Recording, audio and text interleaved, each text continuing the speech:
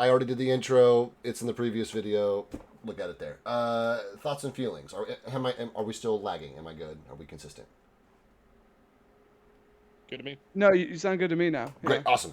Then Simone, we are starting with you. A little bit removed from the recap here, but you guys are waking up, brand new day, super cold. I think that I think that actually before we do your thoughts and feelings, Simone is carrying a curse on him from this gold that he picked up from this dragon's den a while ago, and part of that is, and really the only thing about that is that his rests are not always restful. So we'll take a flat d20 roll from you. I think that'll affect pretty greatly how your character's thinking or feeling this morning, whether or not he wakes up with his spell slots or he wakes up with a level of exhaustion as he is this morning, unless you'd like to spend a hero point. I'm going to see what my roll gives me. Okay, it's there. I've got your result. So, you're gonna take this? Got it.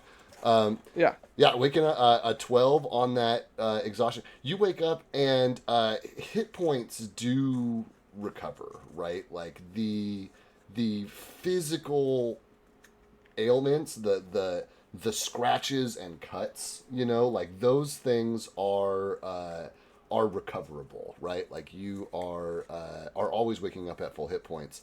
But your like well of magic, which you, if I remember correctly, completely depleted on the previous day. Yes, Got I'm dug deep I am and depleted. right, and woke up, with this expectation of like every other day, waking up feeling refreshed and ready to cast, and you wake up with your body healed, but feeling just as depleted as you did the night before magically, knowing that, like, not even knowing if you'd be able to muster the strength to cast a spell today in this condition. How's he feeling? Confused. He understands that it was like a curse, and stuff, but he didn't think it would be like this persistent. Yeah. So it definitely feels targeted. And so he's going to dedicate a lot of time trying to figure this out of Yeah. what's going on, and maybe the dwarven god can help. Absolutely. And I think this is your second.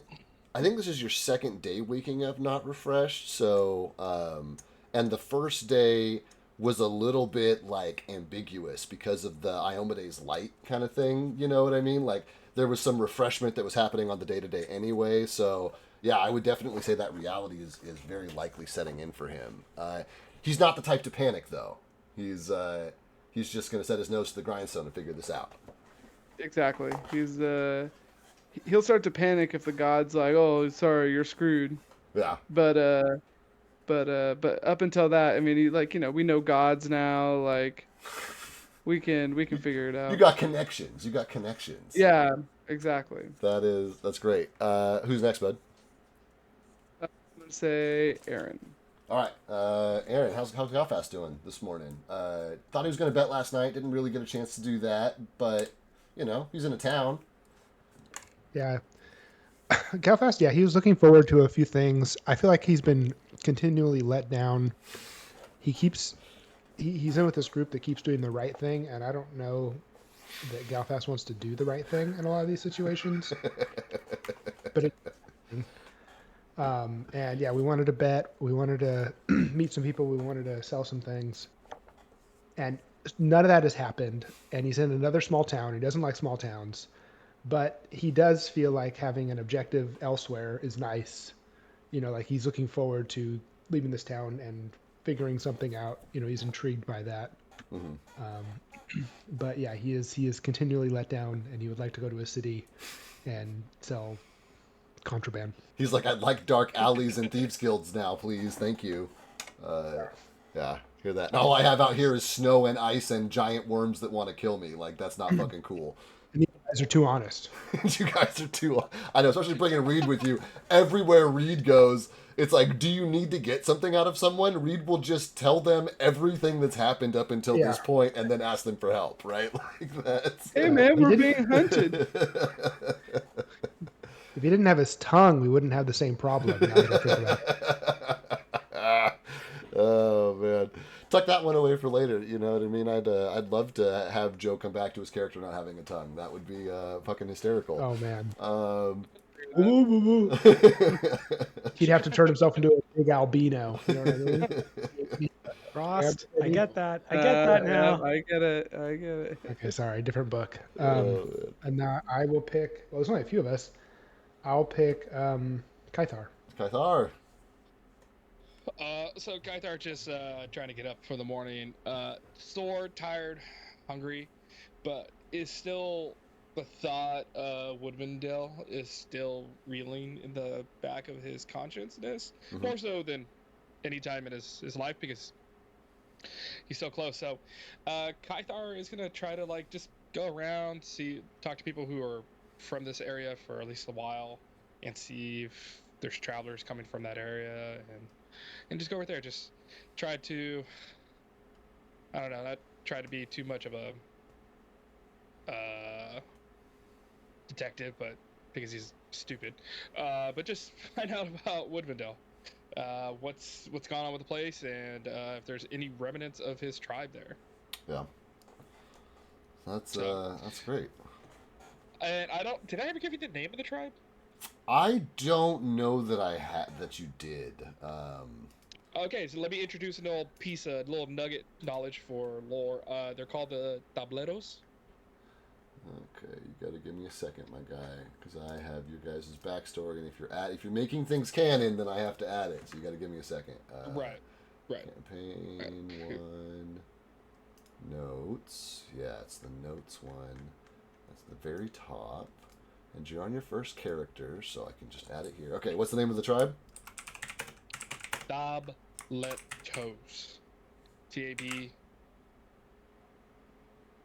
Tabletos. Cool. All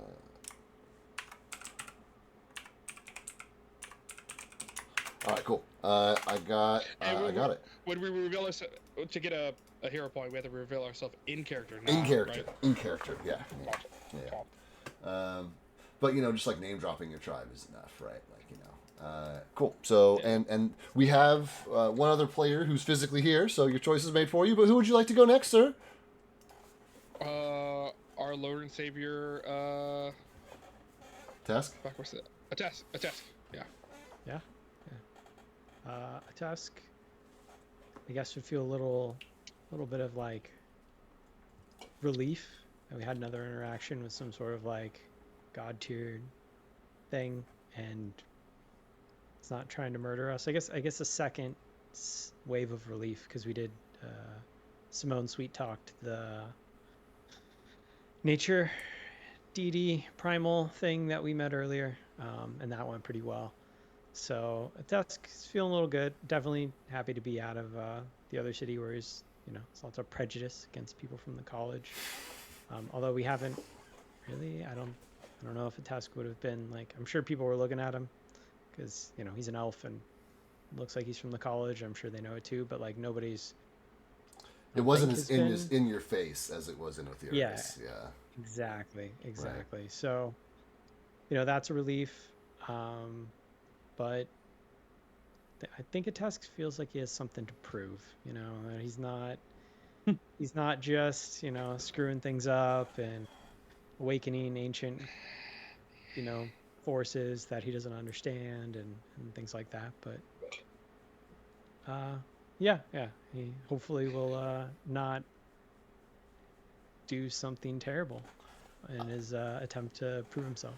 I mean, he brilliantly cast that fly spell next to the swirling vortex, which created the opening for you guys to get to the top of the temple to even have the conversation with Halgrim in the first place. So, like, if it wasn't for his quick thinking there, brilliant.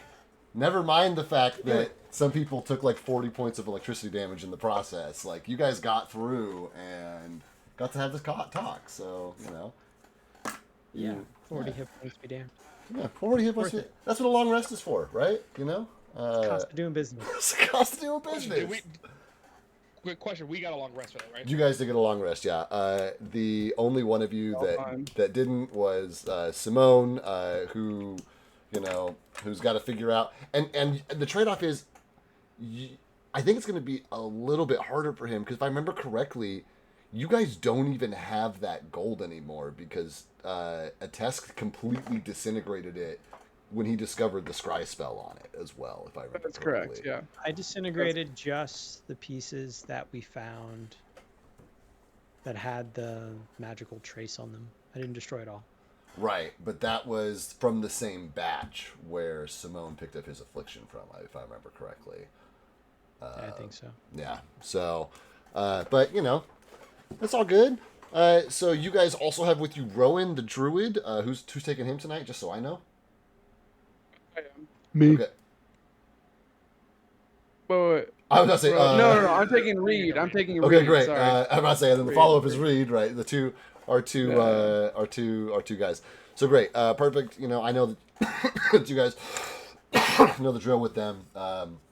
You know, they can speak when spoken to unless you guys have something clever for us. But you guys are kind of like here in this space. You guys are waking up in a place where even though you're at the height of summer, there is still like snow on the windowsill, frost, going up through the panes. It's the kind of place where you're waking up like deeply furrowed under the multiple layers of like quilted cloth and hide that are in these beds here, rather than the kind of like traditional thin blankets that are in a lot of like summertime resorts. You can see your breath as you're clambering out, and the shock of even the cold from inside, where you can still feel the warmth from the hearth, radiating from the bottom and up through all of the like stacks that go through these rooms here. You guys are in a very unforgiving place, and based on last night, with people who perhaps not unforgiving, but take themselves seriously, rough around the edges. I think there's a lot of adjectives that you could use to describe this population. But they know you as Halgrim's Chosen. What that means? It means you get to drink and fight with impunity. That's cool. But, you guys are here waking up in this place in the morning.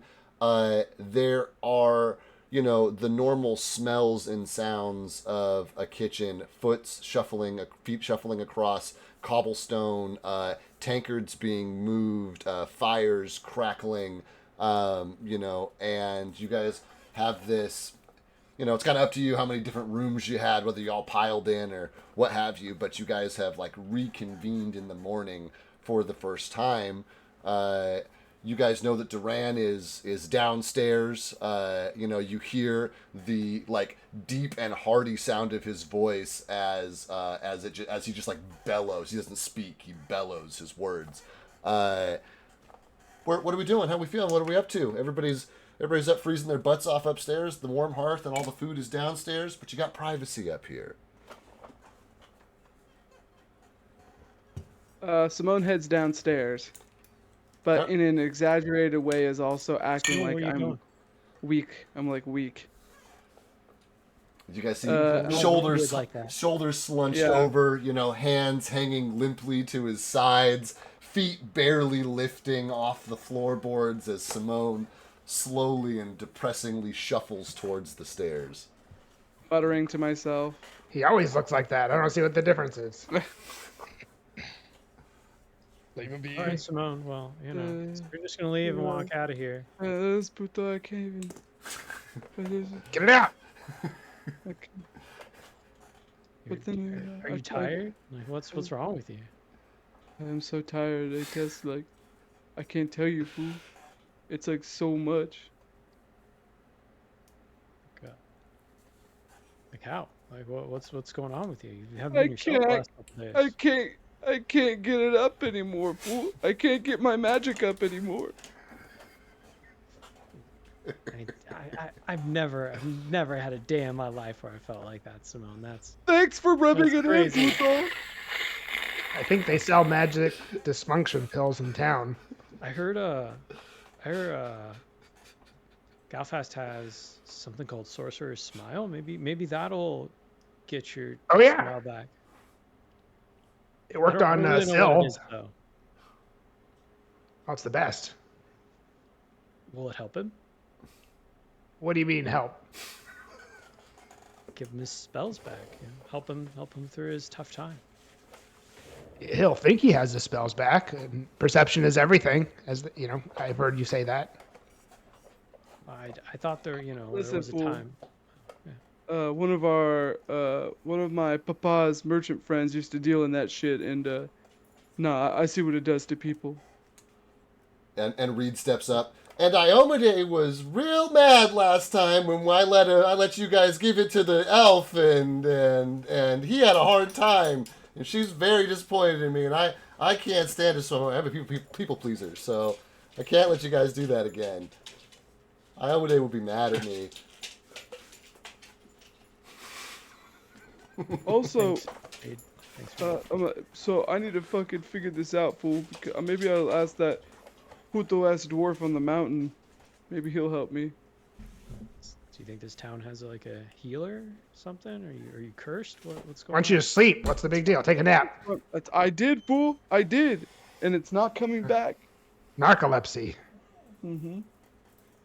It's no. I fell asleep, fool. I don't think you know what that word means. I'll pull out a book and just look through it real quick and be like, oh yeah, that seems like it's either a curse or could be cancer. Straight up, give me your academia check right now, a test. Just give me your knowledge, your like special knowledge that you have for going to the college. I was gonna say I'm a Leo, not a Cancer, fool. That explains it. Yeah. Yeah, Tess, you're like flipping through, and you're like, you're like looking at symptoms. You know, you're putting pieces together. You specifically are the one who like detected magic on stuff earlier. So you like for sure know that this is a curse, and I think that you're even able to pinpoint it down to the exact flavor of it, which I have written down here. There are words that say exactly what it is, and it's malignant. I'm just gonna put it in the chat. And you know what? This will be fun because Ateska's probably only ever seen this written down. So, Oh, you're gonna make me say it. there you go, bud. That's what you find in your book. That's what this curse is called. Oh, you know what? I think actually one time I heard some guys talking about it in the college, back when I was there. They had some specialists with curses. It was interesting. There's a lot of blood though. A test. Get it out. Come on. You have something called malinger's malaise. I think. I don't know. I could be wrong. You could have cancer.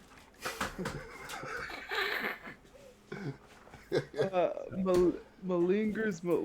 What is that, fool?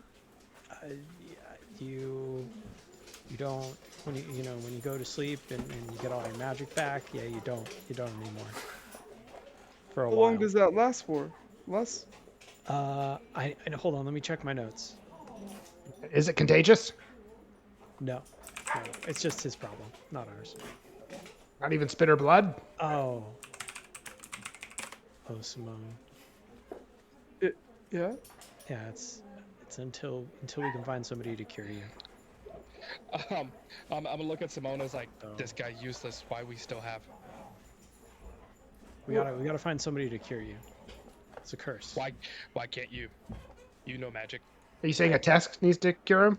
We need a curse. And Reed's like, oh yeah, we got all kinds of people who can do that in Otheris. Yeah, we got a chock full of clerics and stuff there.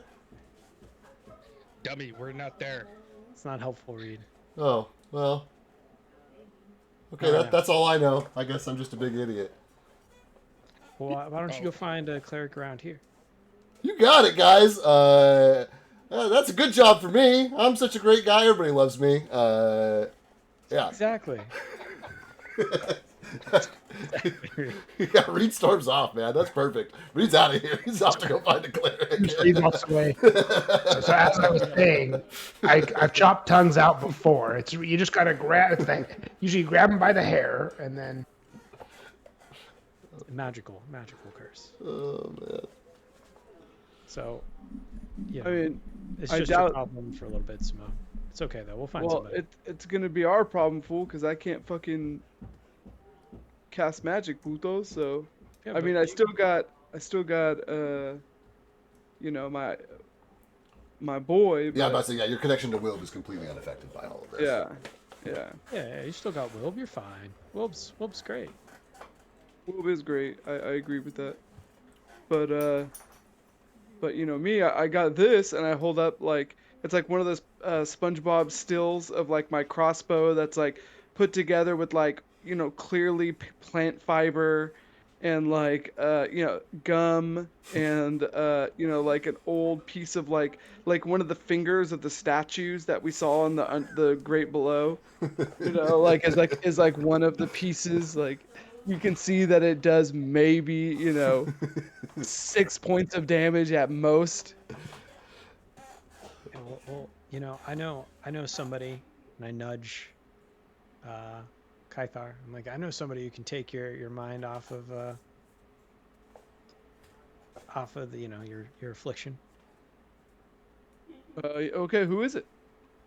Kythar. You guys can go What's drink. Kythar? Oh, I'm not gonna drink, fool. I'm not drinking with this boot though. See, Pussy. you're already chipper already. Oh, What am I I without my magic, fool? I'm just another puto like him. And I point at Kythar.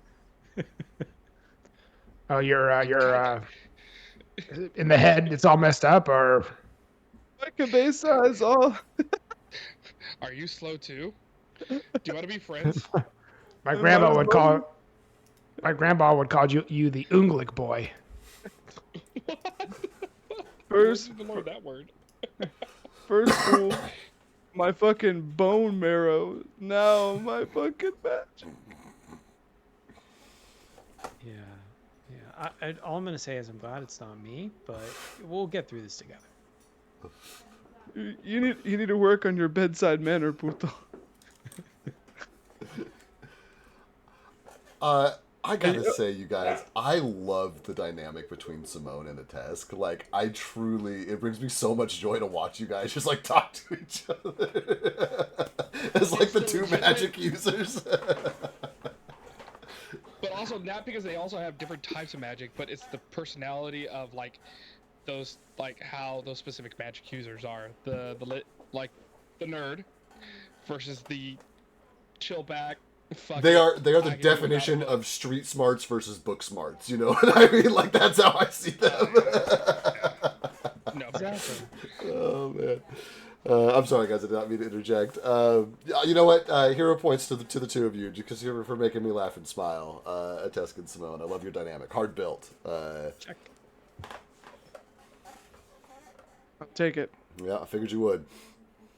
So I'm gonna be like, I'm gonna go look around, and first of all, I'm gonna look for that one puto who we kind of just left outside.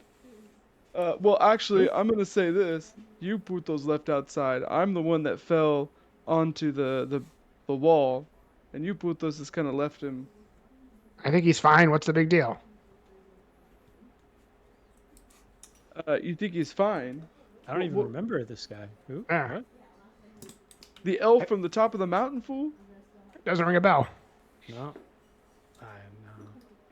Can you Did guys you? at least go Maybe it was a check my- dream. You want to lay down, Simone? I've had plenty of dreams, fool, and none of them bring back my magic. Soon, Simone. Soon, who have you seen? Have you Reed. looked around here? They Reed's literally on it. punch Reed's each other on for it. fun, fool. Reed's on it. He's got it. Maybe you'll get punched, and all of a sudden your magic will come back. I don't know. We can how try. that works. Got past Cox's Ball. elbow back.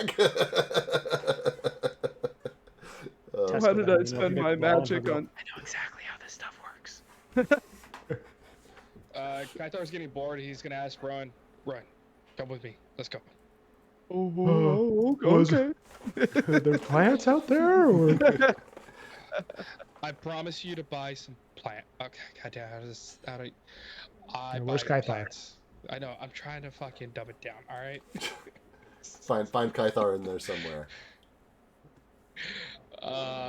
Kaitar buy you plants. Promise. But come with me. Need help. Oh, okay. We Yeah, all we both going walk with out. you? No, I'm just taking Rowan. Okay, so where are you and Rowan. Rowan going? Well, first down to the bottom of to the fucking bar Like area. the main with tavern? Cedar. Yeah. Yeah. That's literally take him there and see where it goes from there. Got you. Yeah, sounds good. Is everybody ready to? Are we done with our privacy? Is everybody ready to go rejoin the world? Right, down with my privacy. Cool. It's great. My privacy. Privacy. Sounds great. Then then you guys can all just tromp down those stairs. Duran is behind the bar. This towering, hulking, fucking, like I said, half orc, maybe more like 3/4 orc. Who works in this absolutely fucking just not fancy place. Where the bar stools are cobbled together and the tables have obviously been split and broken in multiple places. There's not a single table that still has all 4 legs in this place. Is the vibe, right? And Duran sees you specifically, Kythar, and smiles ear to ear, and he's like, "Yeah, saw Reed was too embarrassed to stick around after his loss last night." Nah, Reed's sick. Reed. Oh wait, fuck. I'm sorry. I'm thinking about. Oh, I think that's My bad. no. Reed's fine. Simone is the No. one that has the cold. Yeah, my bad. Yeah. Reed didn't want to see you. He didn't want to look at you. He stormed off like a bitch. He But- did appear to be pretty frightened. Good to see you though.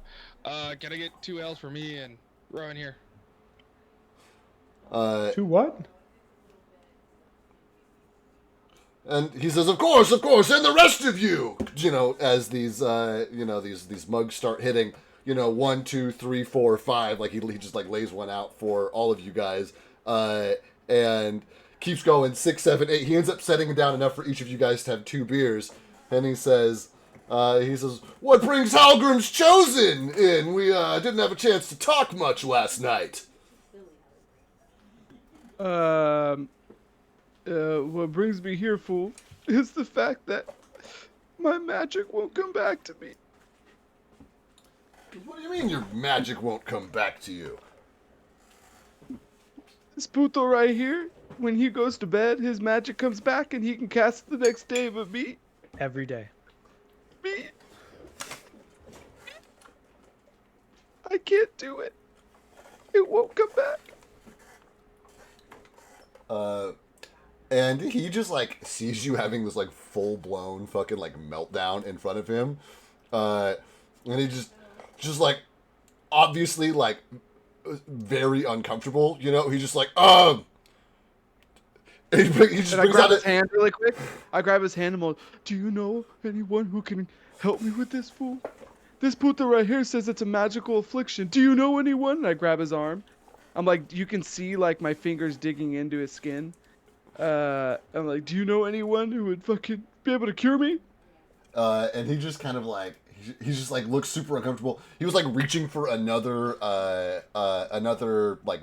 very large, very full tankard that is kept underneath the counter. But he's you're Halgrim's Chosen, so I'm certain that any one of the priests or priestess, the Oathsworn, or he says, yeah, we've got lots of temples in town dedicated to the different gods. Just he's which Halgrim's is at the top of the mountain, but I'm sure that Velthara's or Yovina's, I'm sure any of them will help you out. You just gotta. He's tavern's not the right place, man. We don't do magic here. See? I told you, Simone. Simone just immediately goes, I'll take a coffee, fool. Do you have that here? He's do we have that here? And he pulls out like a basically like a rudimentary French press kind of thing, and you watch him dump in like half of the container's worth of grounds that he smashes with his bare hands in front of you. He just like pours out a bunch of beans, just just smashes them on the fucking counter, just like scoops them all into this fucking this like big fucking urn basically. Screws something on the top, sets it over some embers, and is like, yeah, well, we'll have coffee here for you in just a minute. Okay, I'm here as long as I'm leaving as soon as that coffee's done. He's like, you got it. I'll take one too. I totally drink. He's like, do you want your own or and like the thing that he poured, like he's like making like a gallon of coffee, right? And he's like, do you want your own or are you gonna share with? I'll take half of his. All right, yeah, cool. No, I'll take mine. I'll take mine. No, you want your okay. Pours out more beans. Smashes them up. Preps the whole thing. About that time, Simone's is coming off, so he just like swaps them out. Pours this piping hot, absolute fucking sludge of coffee. Like there's cowboy coffee, and then there's black tar coffee, and then there's whatever this guy is pouring for you right now. As it like molasses slops into like another vessel, which you can see has like clumps of like dried coffee grounds like on it, like it wasn't like cleaned very well, or these things like are so hard that they're stuck on there forever. And he like slides this thing across to you that does not move at all as he slides it. It just stays perfectly flat. And when you catch it, it like does not slop or swish at all. It just. Ask him about, do you have any almond milk creamer, fool? My stomach doesn't like the whole milk. He's like, we have goat's milk, and we have worm's milk, and we have sheep's milk. Oh, you have worm's milk? Yeah, I'll take worm's milk.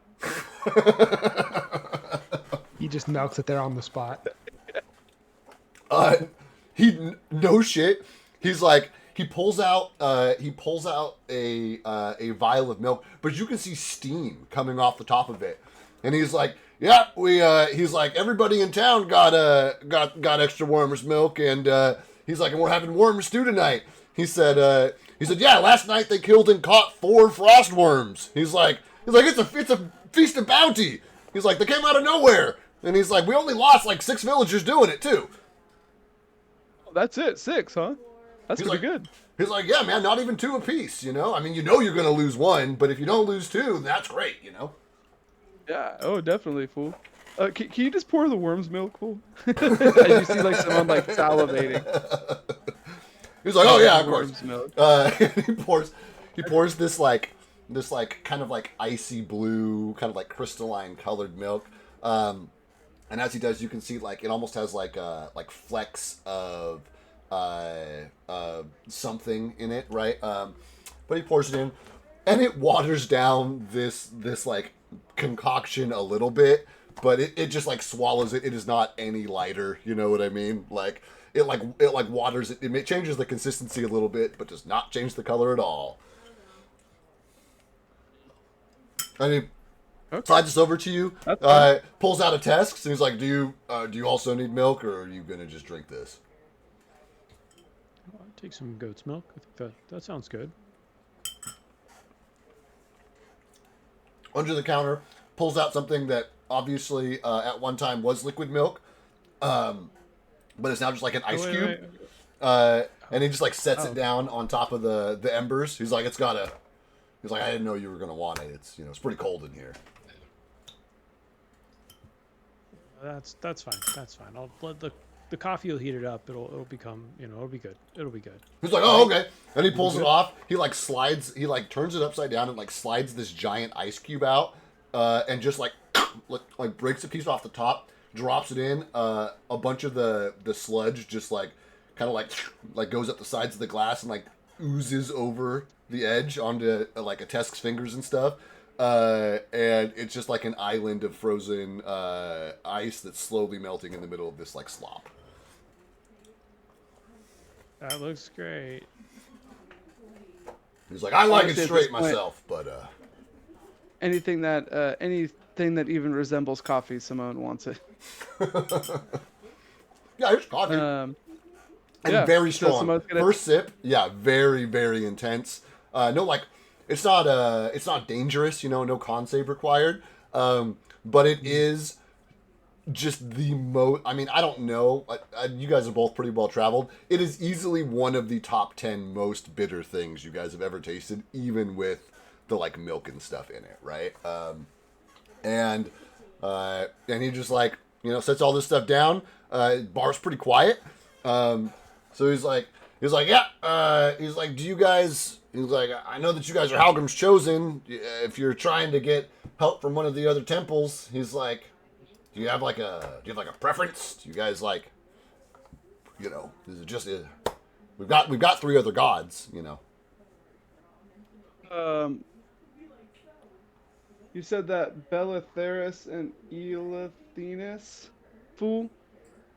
Can you describe those to me? Who those gods are? He's like, yeah, it's Velthara.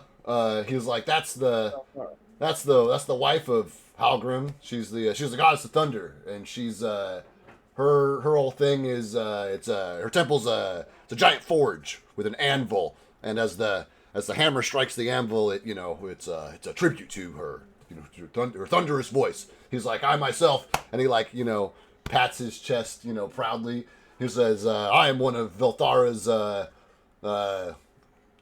what do they call that? Heralds, you know, with my deep and thundering voice. He's like, then there's Yelvina, Ylvina. You know, she has a grove out on the outskirts of town, very quiet, very tranquil. He says they, you know, a lot of reflection, mourning, and endurance there. His curse is something you have to endure. He's like, you might want to check them. And he's like, and there's Eric, Aerik. He's like, son of wind. And he kind of like points to the uphill portion of town, but not like way up the fucking like stair steps that you guys got up to, you know, miles up to the fucking temple, but like kind of like set into the adjacent like hills. There are a bunch of like wind chimes and like holes in the wall and like scaffolding and stuff. And so it also looks like it's kind of like outside of town. And he's like, he has the cliff shrines. And he like points up there. He's like, more seasonal, you know, winds, how picky they are. He's like, but winds carried you here, so, you know, maybe the winds are meant to carry you up to Eric. I don't know. He's like, and and you guys already know Halgrim, and he's like, but he's like, it'll take you a while to get back up there. So I'm gonna be like, thanks, fool, and then I'm gonna flip him a gold for the coffee. And I guess a test coffee too, if that's how much I'm assuming. Yeah, and it covers my costs. He did not charge you guys for drinks last night. He did not charge you guys for your rooms last night. So this is the first time that money's exchanged hands. So I'm going to clarify, like, is Simone so tired he's just, like, doing this on reflex? Or would he, like, make it a point to tip him if everything seems to be complimentary up till this point? It would be it's like a reflex. Like, Simone's not, he deals in transactions. So it's like, you know, to him, this is just another transaction. I got like, information, now I'm giving you gold, yeah. Yeah, exactly. Nothing's for free. Cool. You flick it up, and he reaches up and, like, catches it, and it is, I mean, comparatively, it would be, like, the size of a pea in my hand, you know what I mean? He just, like, this huge maw just, like, grips over it, and he just, like, sets it underneath the bar, thanks you guys for your time, gives you a little tip of the hat, and he points at Kythar, he's like, you ever want a rematch, you know where to find me. Night, maybe. See, feel. He says, see how you feel. For you. You know, cracks his neck one way, cracks his neck the other way. He's like, I'm always feeling like a fight. Yeah. You look like that. We'd be good friends. But, got a question for you. He's like, all right, shoot. Woodmondale. Anybody travel? He says, "Oh, that's a name I haven't heard for a while." And he kind of like looks at you up and down. He's like, I thought I recognized that accent. Been a while. Know any travelers that using that route? Go the route or fucking whatever. He kind of shrugged. He's like, "Yeah, it was a real bummer when the village burnt down." He says, "Other than going down to and I forgot my own world, Ashvindale, whatever the other city is that's down here, Astor." He's like, "Other than going down to Astor, going through the pass and through Woodvindale was the kind of like the shortcut, head back west." He says, "But go try and not go through the inhospitable parts of the desert or the impassable portions of the mountains." He says, "But he says, yeah." He says, "I don't know." He's like, "Not very many folks coming through there." It and he just kind of like he kind of like looks a little embarrassed. You know what I mean? He says, "Yeah, lot of hostile folk down there right now." No new tribe? He says, "Well, there's some bands, roaming bands, but I wouldn't say a tribe." He says, and he points to your like loincloth, which I'm imagining you like put on your warm clothes and like still have your loincloth like over it, right? And he like points to your loincloth. He's like, no barbarian tribes anyway." Oh. And he sees the disappointment in your eyes. He says, "But he says, I did hear there were some survivors number of because this was like years ago that this happened, right?" Right. Yeah. Oh, yeah, it's basically 40 now is when I was like basically under 10. Yeah, he's like I have, he says I have heard of. He's like there are people around who made it out, I've heard, but I haven't met it. I haven't met. He's like, whoa, I haven't met anybody. I haven't met any of them myself. He's like, I hear a lot of stories, keep in the tavern. Would anybody know anybody in town, or is there? Oh, fuck. I can't sound stupid without trying to answer my question. Fucking it. Can't talk to city. May know. Refugees. He kind of like. I mean, town's pretty. Frostholm's not that big a place. It's like he kind of like scratches the back of his neck. He's like, I think I'd know if there was a refugee with a, tragic backstory living here somewhere. He's like, usually tragedy, and he like holds up his tankard. He's like, breeds people who drink, and he says there's a lot of tragedy in and out of my tavern here, but he says nobody out of that town. He's like, but he says Asher to the south, they're closer than we are, and their weather's better, so He said they'd have to really be trying to end up here, He's like, they probably end up in Astor. Ah, okay. Where are the merchants? Ask you where they are in the city. Oh, yeah. No. All merchants,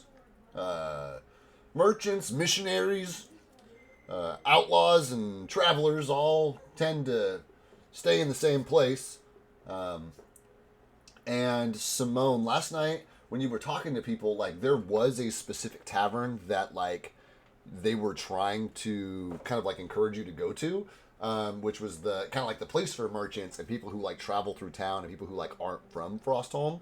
But when it came to like, oh, we want to gamble, like that's how you guys ended up at the Iron Cup.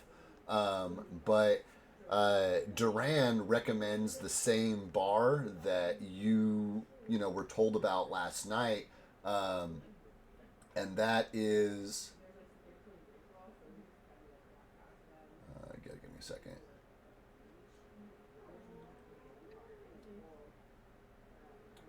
That's the Broken Antler. He said is where they all tend to hang out. He's like, it's mostly trappers, mercenaries. He's like, but you get the occasional merchant, missionary as well.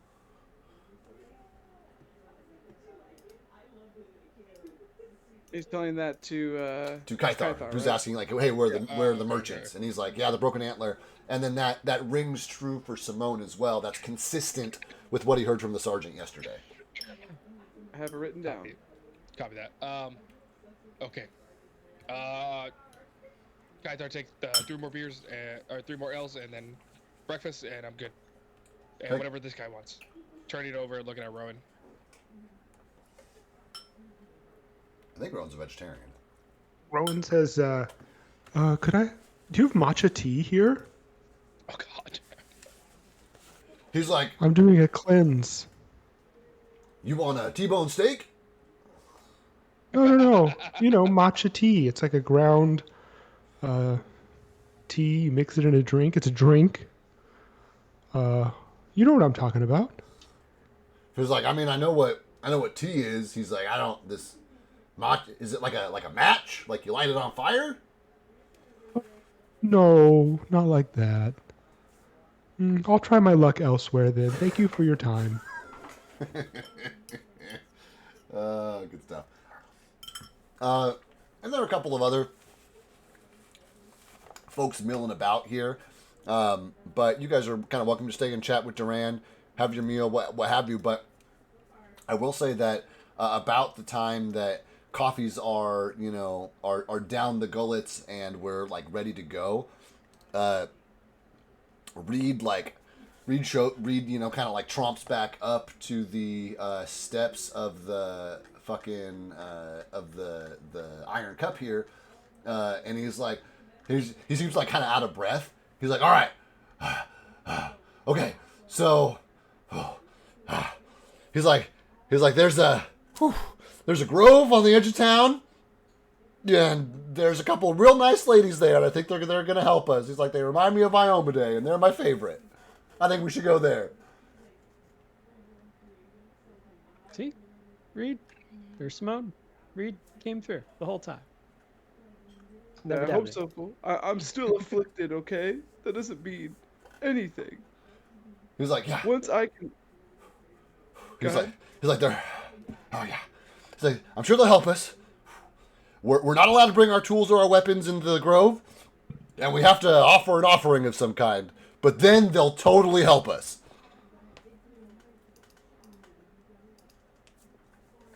But, Reed, what's an offering?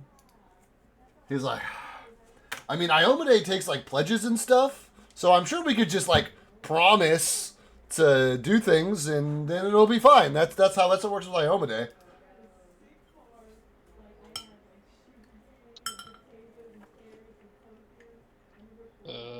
Kaitar is gonna agree okay, on sounds that. good to me.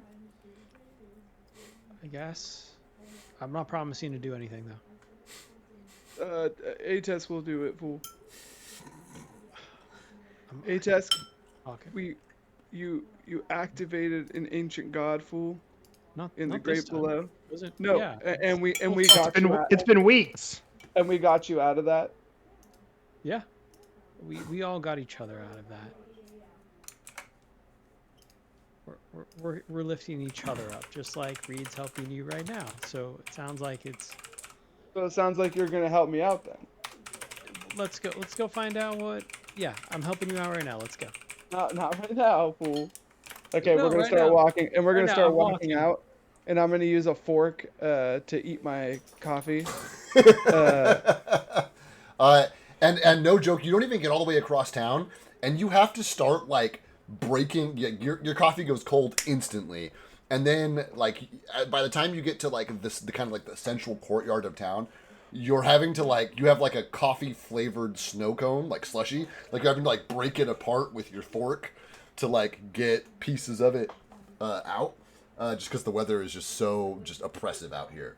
Don't tell me fucking a test events the fucking slushy by accident. I That'd mean, be great. it'd be Simone, I think. I mean, depending, a Tesk may have a Tesk might just let his thing freeze and shrug and be like, "Oh well, I tried." I'm not sure. Or he cast Fireball on it and melted. I don't know. No, he just left it there. he just left it there. Oh man, sounds great. Then you guys kind of like make your way through this space. I got a question for you, DM. Do I have my cantrips at all, or no? Not even those. No, I will say, I mean, mechanically, it refers to spell slots, and since cantrips that doesn't apply to cantrips, I'm imagining that you still have your cantrip ability. But for me, you know what I mean? Just like as you cast your cantrips, know that like, I'm not going to ask you for a roll or anything, but just know that it takes a lot of effort to do that. Like, something that's normally effortless is now the best you can possibly muster. You know what I mean? Like that's how it feels from Simone's perspective. But yeah, I'd say that if while he's traveling, he like decides to give it a go at a cantrip, that he is able to like pull that cantrip off, but it takes way more effort than it should, you know? Gotcha. Yep, that makes sense. Cool. Then you guys make your way through these courtyards, and as a reminder, Frostholm itself has a very like kind of Nordic feel to it. There are people milling about, scattered throughout the town. As you make your way through, are these kind of like tables that have these people at them who you hear referred to as elders as you're like passing through, and they seem to be like arbitrating small level debates, small like arguments, and kind of what we might the equivalency might be like civil court, right?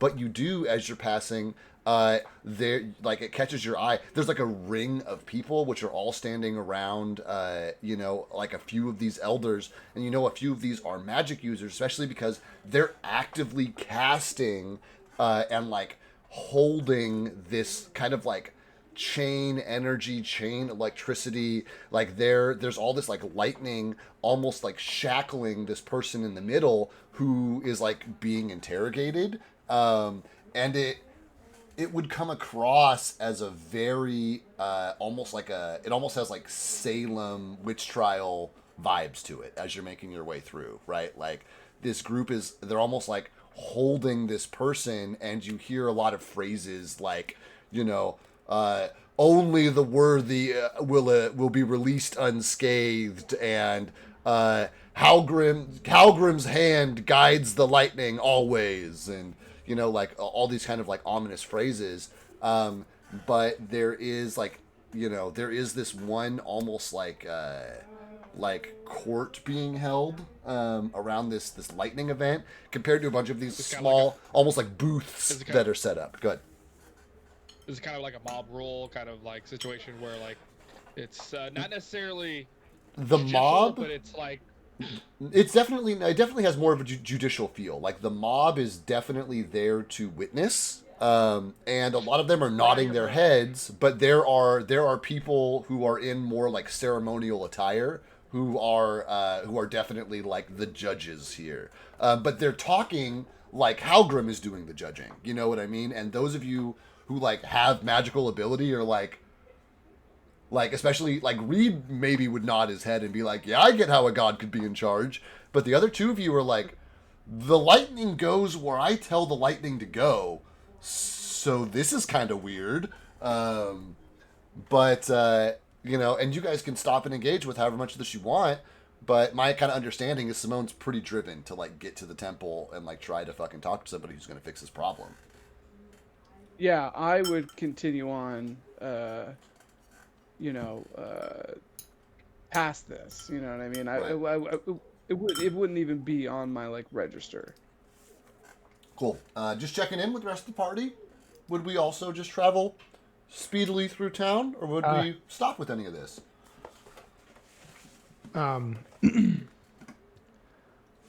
Rowan would say, what did he do? To a passerby, like a townsfolk, maybe leaving. And that townsfolk says, let me see here. You got to give me a second. I got to pull up the laws of Frostholm.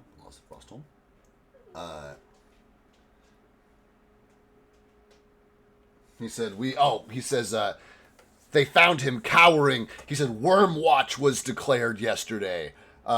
He says, and it becomes the duty of every citizen of Frostholm to do their diligence to either put their eyes to the sky or their bodies on the line in defense of this town. And they like point. He like points like very angrily to the guy who's like in shackles. He's like, he was found cowering in the cellar of his house, and now he's being judged for it. And he like spits on the ground as if, you know, especially with the word coward, as if it's got this like huge stink on it, right? Oh, he didn't want to watch a worm? Well, I don't mind watching worms. Maybe I could look at a worm in his stead. And he's just kind of like, let's do. He's like, what are you, stupid? He's like, the worm watch ended yesterday. We're done already. He's like, don't you know anything? Does that mean all the worms are gone? He's like, not worms, worms, and it does not sound any different to Rowan, you know. But that's the thing. But for to Kaithar, it sounds like, oh, these are the big motherfuckers that came out and attacked us earlier. Kaithar understands. We're not talking about little bitty worms. We're talking about fucking worms. That's probably Kaithar's impression. Yeah, that's probably Kaithar's impression. Yeah. The enunciation. He's from the area. And he looks and talks to Rowan. Not baby worms. Oh, the big ones. The big one. Do you remember? Maybe the worm made me more stupid. Is that possible? It did. I didn't think so, but it did. Oh, wow. Yeah. It's hard for me to tell. Yeah. I had 0 intelligence at that point. I didn't think. I was -5 intelligence. I didn't think it was possible. Oh well, you're not so bad, I guess. Shut the fuck up. Okay, well, I should probably stop what's going on here, but I don't think I will. Unless Reed, what are your thoughts on this situation? It sounds like he's being held against his will for being a coward.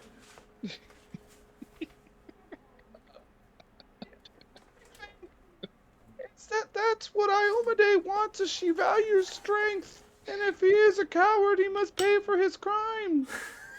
That's a good answer. Oh my god, it's like a what's that cartoon with the aliens?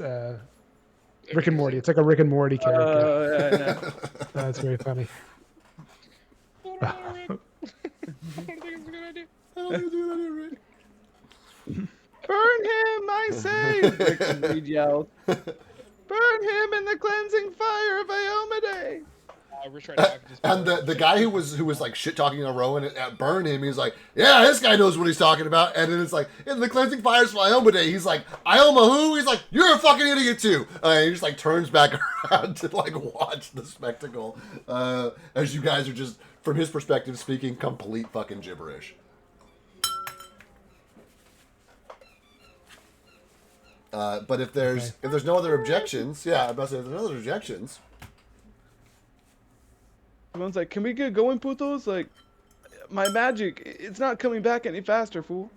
I don't give a shit if this guy didn't want to go kill worms or fucking whatever it was. Yeah, I'm more interested in getting Simone's magic back. Oh, okay. Well, I burn him, I guess. I put my hand on Rowan's hand. It's like, man did not do job.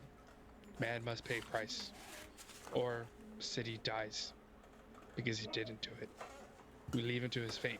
And I just put my hand on his back and start ushering Rowan away. You hear Rowan under his breath. What about the judge? What about the jury?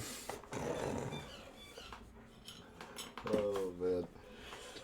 God damn it! I really want to say anything about this. Okay. Oh, that's funny. Then you guys make your way across the town, bobbing and weaving through these people. Getting used to like moving helps keep the blood pumping, and keeps the feeling in your toes, fingers, and nose for a little while longer. And it's a little bit of Simone's insistence to get to the next place, and a little bit of a reminder that, like, yes, moving will in fact warm us up a little more. as you guys kind of like make your way to the other side. There is another like it's an official kind of like break in the wall. And there is a gate there, but it's not nearly as like well fortified as the one out front. It also like backs up to the mountain, so you're pretty near where you came in. Like imagine drawing a big U shape through town. So you're still on the like north end where you came in, but the northwest end instead of the northeast end, right? Once you come out to this grove that like this is not a city, but there is still some hustle and bustle, voices, all of that, and there's kind of like this winding path which separate. Once the wall is up behind you and the snow is dampening the sound, it gets to the point to where the only sound that you guys hear is the crunching of your boots, of the snow under your boots, the occasional warble of a snowbird or rustling of the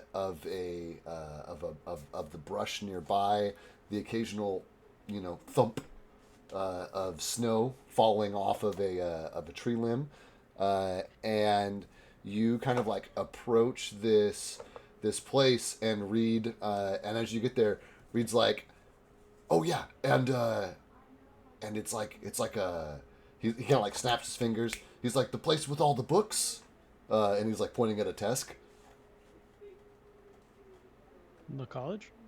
He's like, no, but like the room that has the books in it. How everybody's always like real serious, and there's not a lot of like yelling. The library? He's like, that one. He's like, it's kind of like the library, where like you gotta be like. He's like kind of like respectful. He's like, I know that that's not really our thing, but like that's. And you guys can see there are these like veiled, like sisters basically that are like tending to the grove. There are a few people coming and going, but compared to the, like, and some of them are the same like muscled brutes that were the that seem to make up the majority of the town. But they are, their backs are straighter. Their heads are bowed. As you come through, you can see like a frozen water line across one of their faces, broken from like a tear that had been attempted to be, wiped away. You see there are a few people carrying items in. Some of them are like these woven baskets. A few of them have like mirrors that they're walking in. You see, there's one of the orcs is standing right outside, and he has almost like a rat tail coming down, and he like clips off the rat tail, after tying one of these like bows around it, and like holds it in his hands very like somberly as he like walks in and sets it down at the base of a tree. And this place seems to be like rooted pretty heavily in ceremony, but a lot of the details of that ceremony are lost to you guys. But the people in charge are definitely these like veiled sisters that are kind of making their way throughout the grove, and you guys are still on the like outside of it. They like on the, is there like, are they at like the edges of the grove, like talking to passerbys, or are they like near the tree in the center that you described? No, they're near the trees, and there's multiple trees, right? There's probably 50, 60 trees out here. And they are like tending to those. There's like one or two on the edge, but it's not like there's a gate like welcome to the grove, and there's not somebody at like a table sitting there like receiving people. Like folks are almost like they're almost like doing their own thing, and some of them are interacting directly with sisters, but a lot of them aren't, and a lot of them are like leaving these gifts at the bases of trees, or just like standing or sitting and like quietly contemplating. You see a few people like carrying candles around and like moving very slowly to the edge of the grove with these candles. But I'd say only like I'd say probably only like 1 in 10 people is like talking with a sister. Almost everybody else seems to be like going through some kind of process that they don't necessarily need a sister's attention to do. Sure. Um, I'm gonna look for the nearest sister, Okay, sounds good. and I'm gonna walk up to her, or them, and act how I've been, but observe, listening to what Reed said before. It's gonna be like a quiet wailing. It's gonna be like a sister, puta, I'm sick. I don't feel so good, fool. My magic, it won't come back to me when I sleep. Uh, the sister reaches a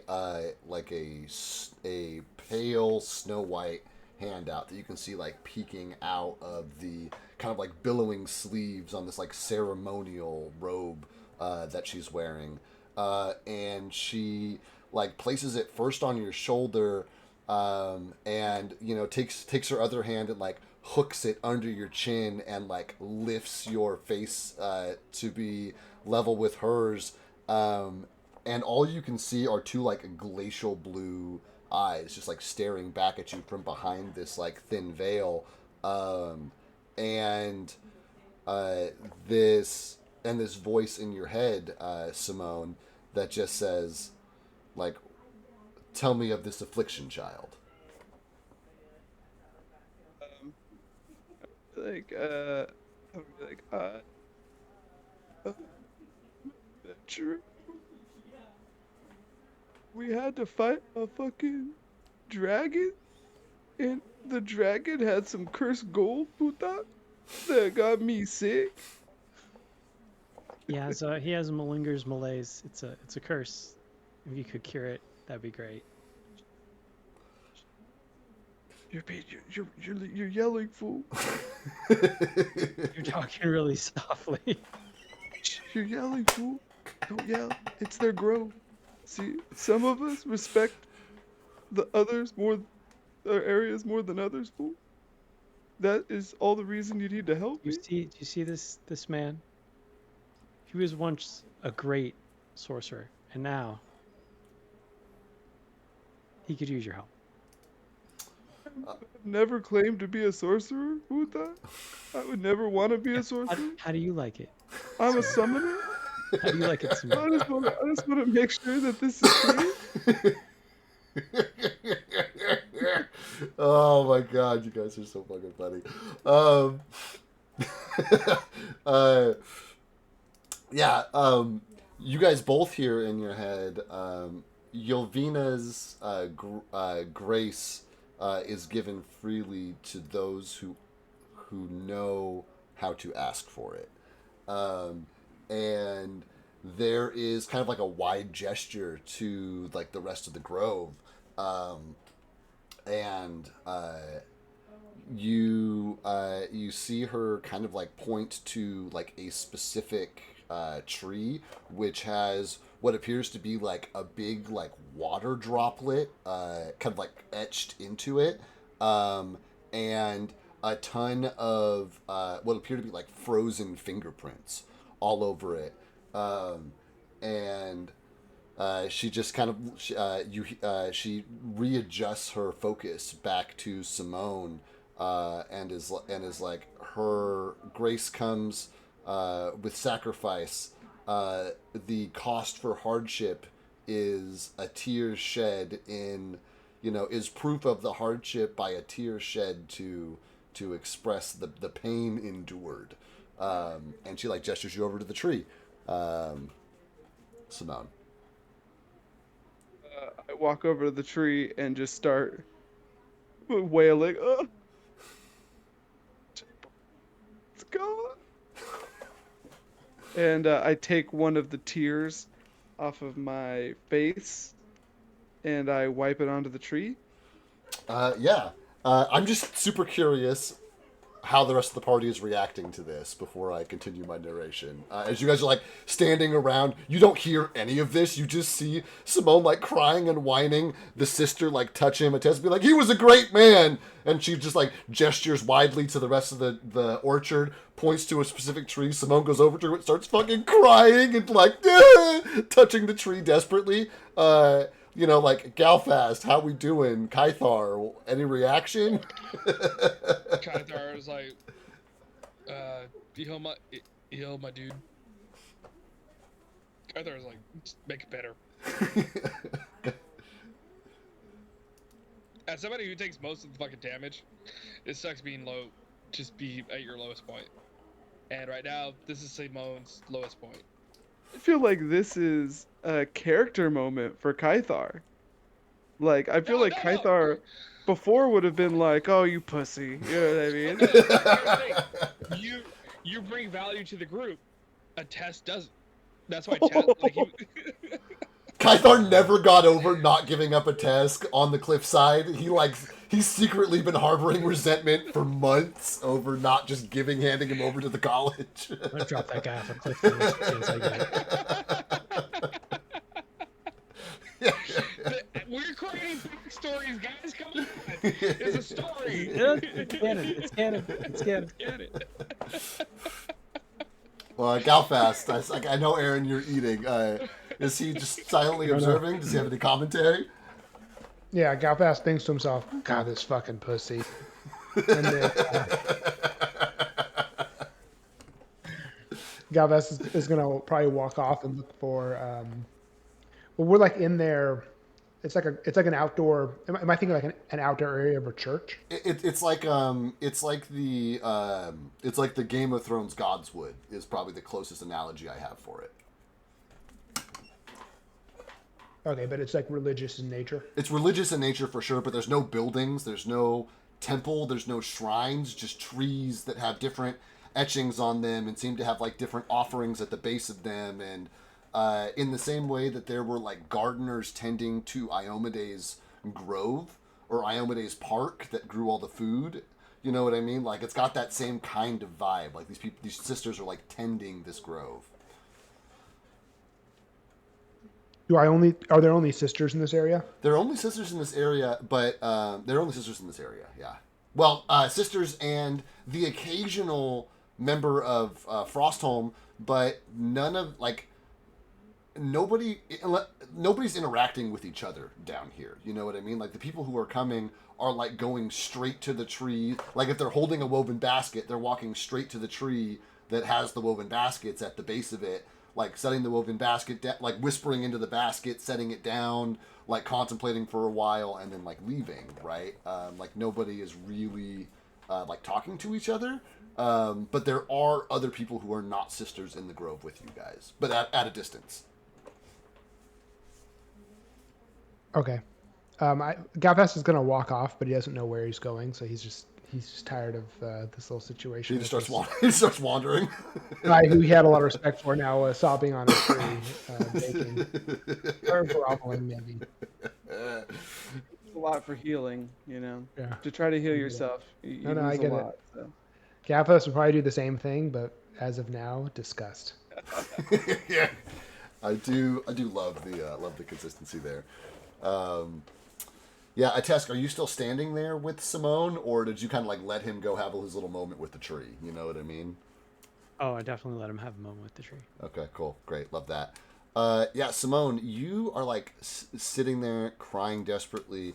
You touch the tree, and like you feel like you're literally like scraping ice off your face, right? You know what I mean? And like touching your tree with it.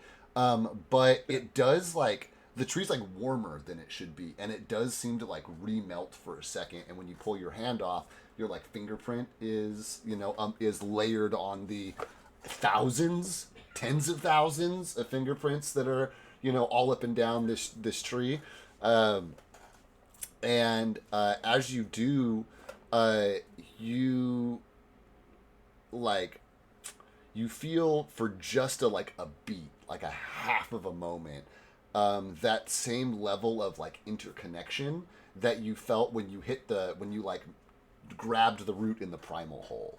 You know what I mean? That making contact with some great force. Like it's a flash of that. Whereas if that's a 10 out of 10 roller coaster ride that you can't get off, right? This is just a fleeting moment, right? But there is a sense of connection with that. And as you do, you hear the sister's voice in your head. That says, "Good, the price is paid." And you hear a voice like, "We will begin preparations immediately. Return this evening at dusk, and we will remove your affliction." I'm gonna look at her. Thank you. Oh God, I can't. Thank you. Simona's just like, when there's something happening, obviously, whenever like his, Unconsolable. even his marrow, he has not shut up about his marrow, and it's been weeks since that's happened. I He is did still love that you complaining brought about that up. Yeah, I did love that. Like, first my Yeah, marrow, then my magic, man. so he does not get over things easily. Oh man. Uh, Galfast, you are kind of like out there, like wandering and meandering. And as you're walking around, you see there are like people whispering. You see a few of them as you're walking by. There's like a tree that has a bunch of like mirrors like hanging from the branches that all have like names or phrases like etched into them, as if somebody had like breathed on them and then written something like right out of the shower kind of thing, and like defying convention. They're not immediately freezing over, and you're walking around. There's a bunch of these like etched baskets. There's a bunch of these like stone tablets that have these crude etchings on them as well, and like interspersed with the etchings are quite a few like drops and streaks of like blood on them as well.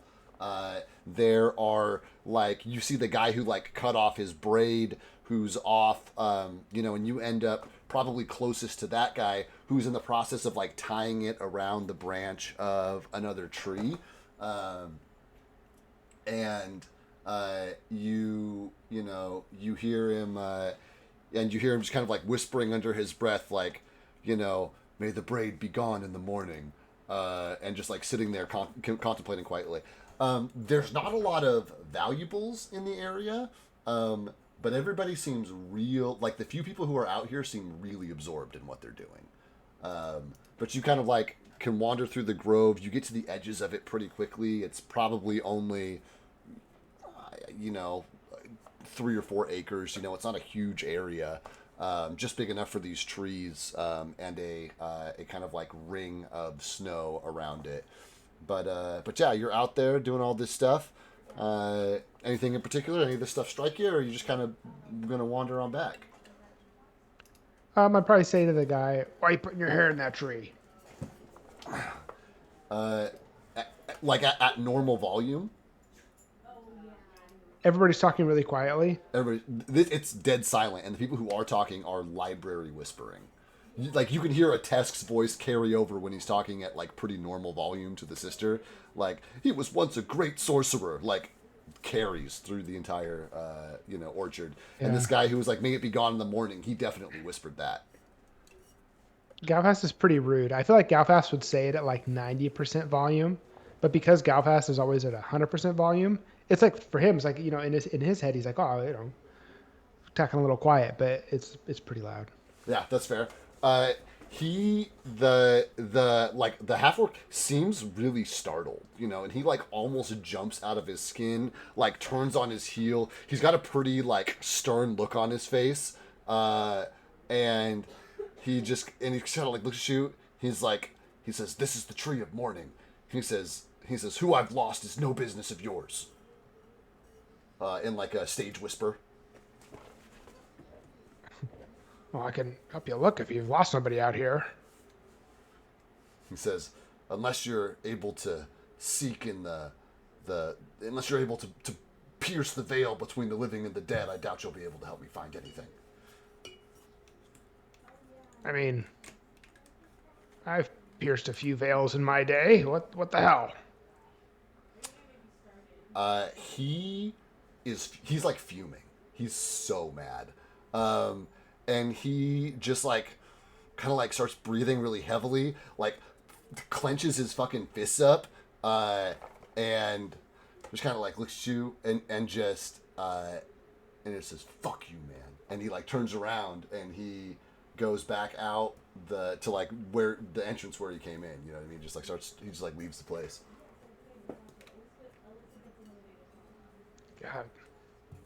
People are prudes here too, I'm going to say under my breath. And I'll wander back, I guess.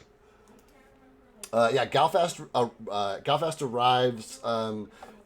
Simone, would you spend kind of any time on your own here? Like, you've gone through what seems to be the bare bones of the ceremony and like gotten this commitment out of a sister. And she did say return, so there's like the implication that you're allowed to leave. Would Simone like choose to take any extra time here, or would he pretty much be like, "Sweet, high five, we're gonna come back later at dusk," and dip? You know what I mean? Like how long are you guys sticking around? So Mo would probably stick around just to see any of the other ceremonies, and see how that like all kind of plans out. Because all she said is like, "Hey, we'll prepare for the ceremony," but what does that even mean? So it's like, what does that even mean? You know? Yeah, that's great. So it's like, I'm gonna see what the ceremony means. That's cool. I love that.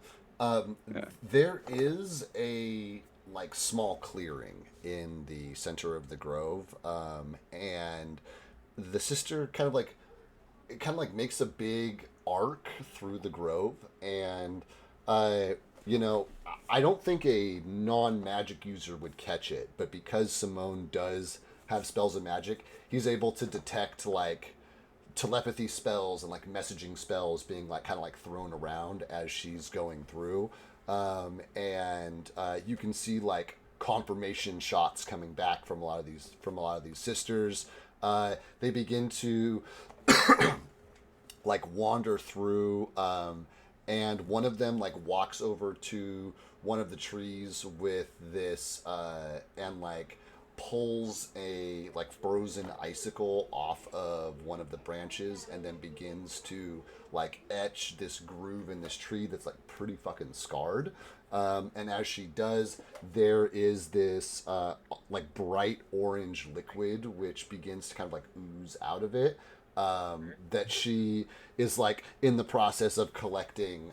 You see another sister's out like pulling leaves off of some of the branches of various other trees. You can see like runes and glyphs being like sketched out in the sand. But in the same way that there are like spells that and you cast instantly, and then there are spells that you have to cast on like a ritual basis. Like you can see that this is one of the latter. Like there's a huge there's going to be a lot of like pomp and circumstance around this, and a lot of like pieces that are going to need to be gathered, and like specific like runes that have like claims to like you see Yelvina's name repeated through here a couple of times. A lot of like this kind of like storm iconography as well is starting to be etched in there. But it is like this clearing is basically being prepared for a large ceremony of some kind, and it's not ominous. Nobody's bringing out like a chopping block with an executioner's hammer or anything. You know what I mean? It's not like it doesn't look like trouble. Yeah. Yeah, that was gonna be my main concern, is that if it's like something along those lines where it's like, all right, chop his leg off. Yeah. Nobody's gonna. Yeah. We've been using Rick and Morty references all night. Nobody's gonna be like, yep, now you have to cut off your dick. You know what I mean? Like, there's not gonna be any of that. It's gonna. Okay, good. Thank God. I really like my dick. So. And you guys are so you can hang around for kind of as long as you want, but as you do, a little bit of time is going to pass here as they're starting to get these preparations made. But it's like the morning, and she told you to come back at dusk. So like, you're basically stuck in town for a day if you want these people to cure you. And I do. So yeah, my idea was to just to like kind of see what other ceremonies were, and then once I kind of got a good idea, I was gonna just come back. Cool, great, love that. This is a super rich town. There's a lot to do specifically, but like Is there anything anybody's got in mind to do? We can also just like time skip. You know what I mean? It's kind of up to you guys how you want to spend this time here. Where Well, are we at?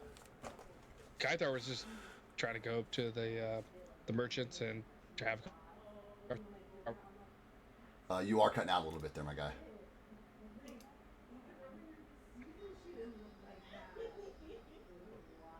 I don't have you at all now. I hear you. Hello. I hear you. Oh, interesting. I didn't. I didn't I- either. I didn't. Are we all good? All right, Yeah, one yeah. I second. got you now. Yeah, I've got you now. Yeah. No, yeah, move my cord around. It's a little buggy with this mic. That's all right. Yeah. So Kythar still wants to go like check out with the merchants and like, well, he has money, buy shit, for the group and whatnot. So he's still dragging Rowan along because he's easy to pick up. And just like see, hey, have you guys been near, around, or through Woodvendale? That's all he wants to do.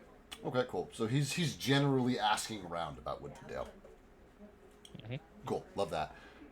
Any other kind of goals, thoughts, aspirations, guys? While we've got some time to kill, I did earlier today post the like exploration stuff in chat. I don't know how. I think it's exploration in downtime.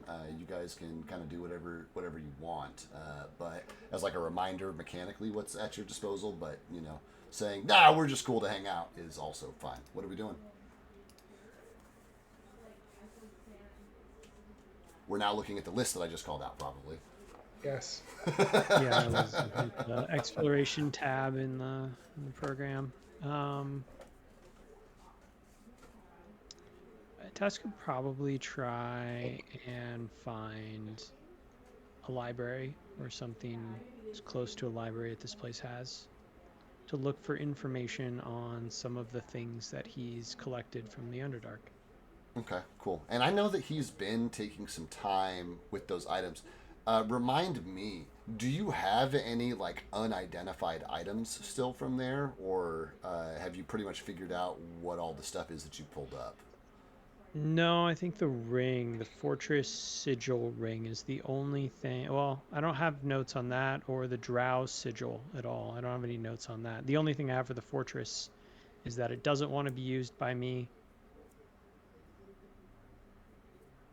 I'm not sure if that's the same as the fortress sigil blackrock stone that has blindness attached to it. So Yeah, there's one of you guys caught blindness by trying to use that, if I remember correctly. Is that right?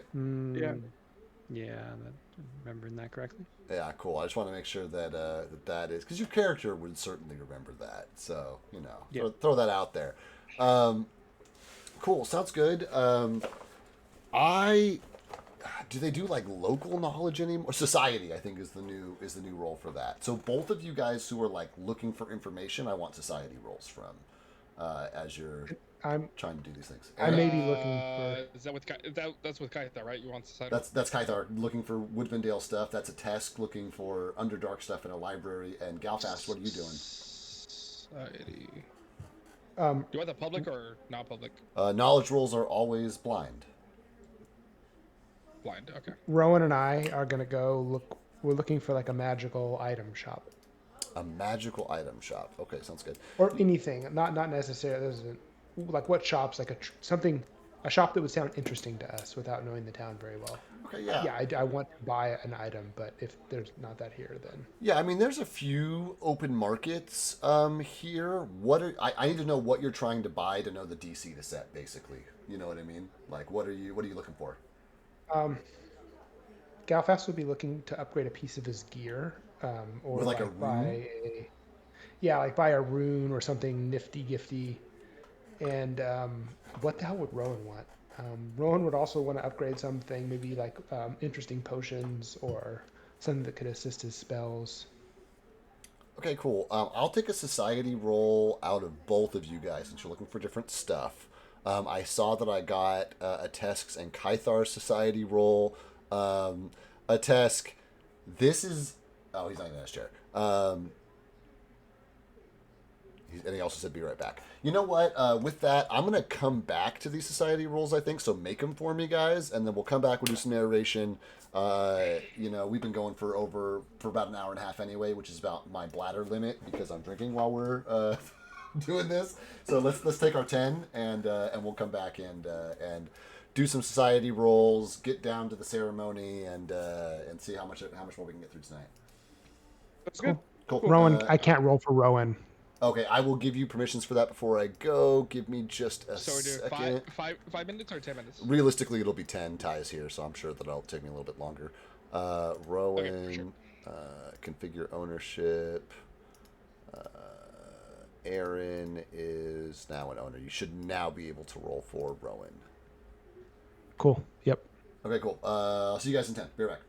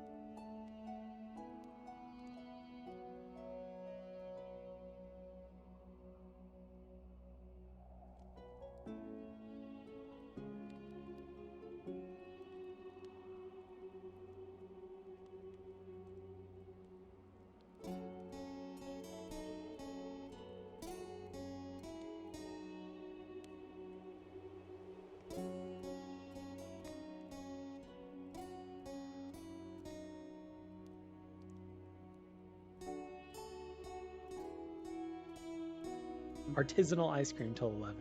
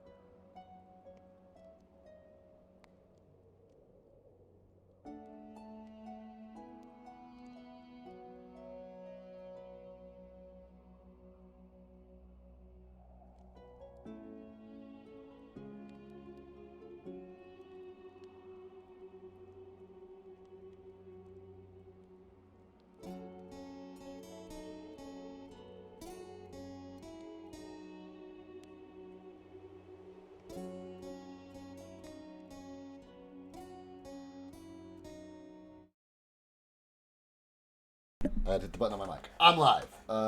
One of you guys needs to say something so I can make sure you're broadcasting. Hello. Yes, you guys are definitely broadcasting. Okay, so what had happened before the break was that you guys had started the process of, like scattering. Like, you've been told, like, okay, we can cure Simone's affliction at dusk. Come back then. And so you guys have kind of, like, gone off here. Galfast, you had mentioned that you took Rowan with you, but I know Kythar also wanted to take Rowan with him. So remind me, who's actually playing Rowan tonight? I am. So where do you think Rowan would go between Galfast, shopping with Galfast and Kythar? What was your goal again? What were you trying to do? And asking about Woodvendale with Kythar. Yeah. Where do you think Rowan would go? Yes. Wait, remind me what you asked Rowan to do.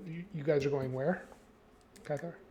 Kythar's just going on to the merchants who travel a lot and seeing if they have any like what's going on with Woodvale, if his tribe might be there, or remnants of his tribe might be there or not. Okay, yeah, I must have. I'll send Rowan with Kythar.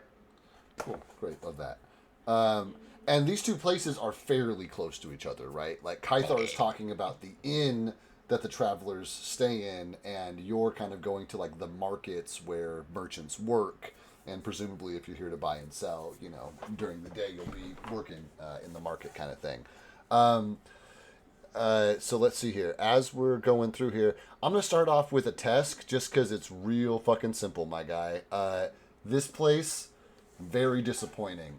This place comes off like Edgetown came off, where all of the, like, libraries and knowledge are tied up in, like, noblemen's homes, right? Like, you're gonna need to get access to somebody's estate before you're going to really be able to, like, dive into a library, and that library is going to be limited to whatever that particular nobleman has, like, you know, has interest in. And the couple of rich guys that you bumped into and were like, hey man, do you know where I can find some books? And they were like, yes, well, I do, in fact, own the library and have the biggest collections. And you were like, cool, man, can I read them? And they were like, absolutely not. Who the hell are you? You know what I mean? Like, you pretty much, you just, like, struck out with with folks looking for books. So with that in mind, is there any party member that you would be, like, palling around with for the rest of the day if you struck out pretty quick?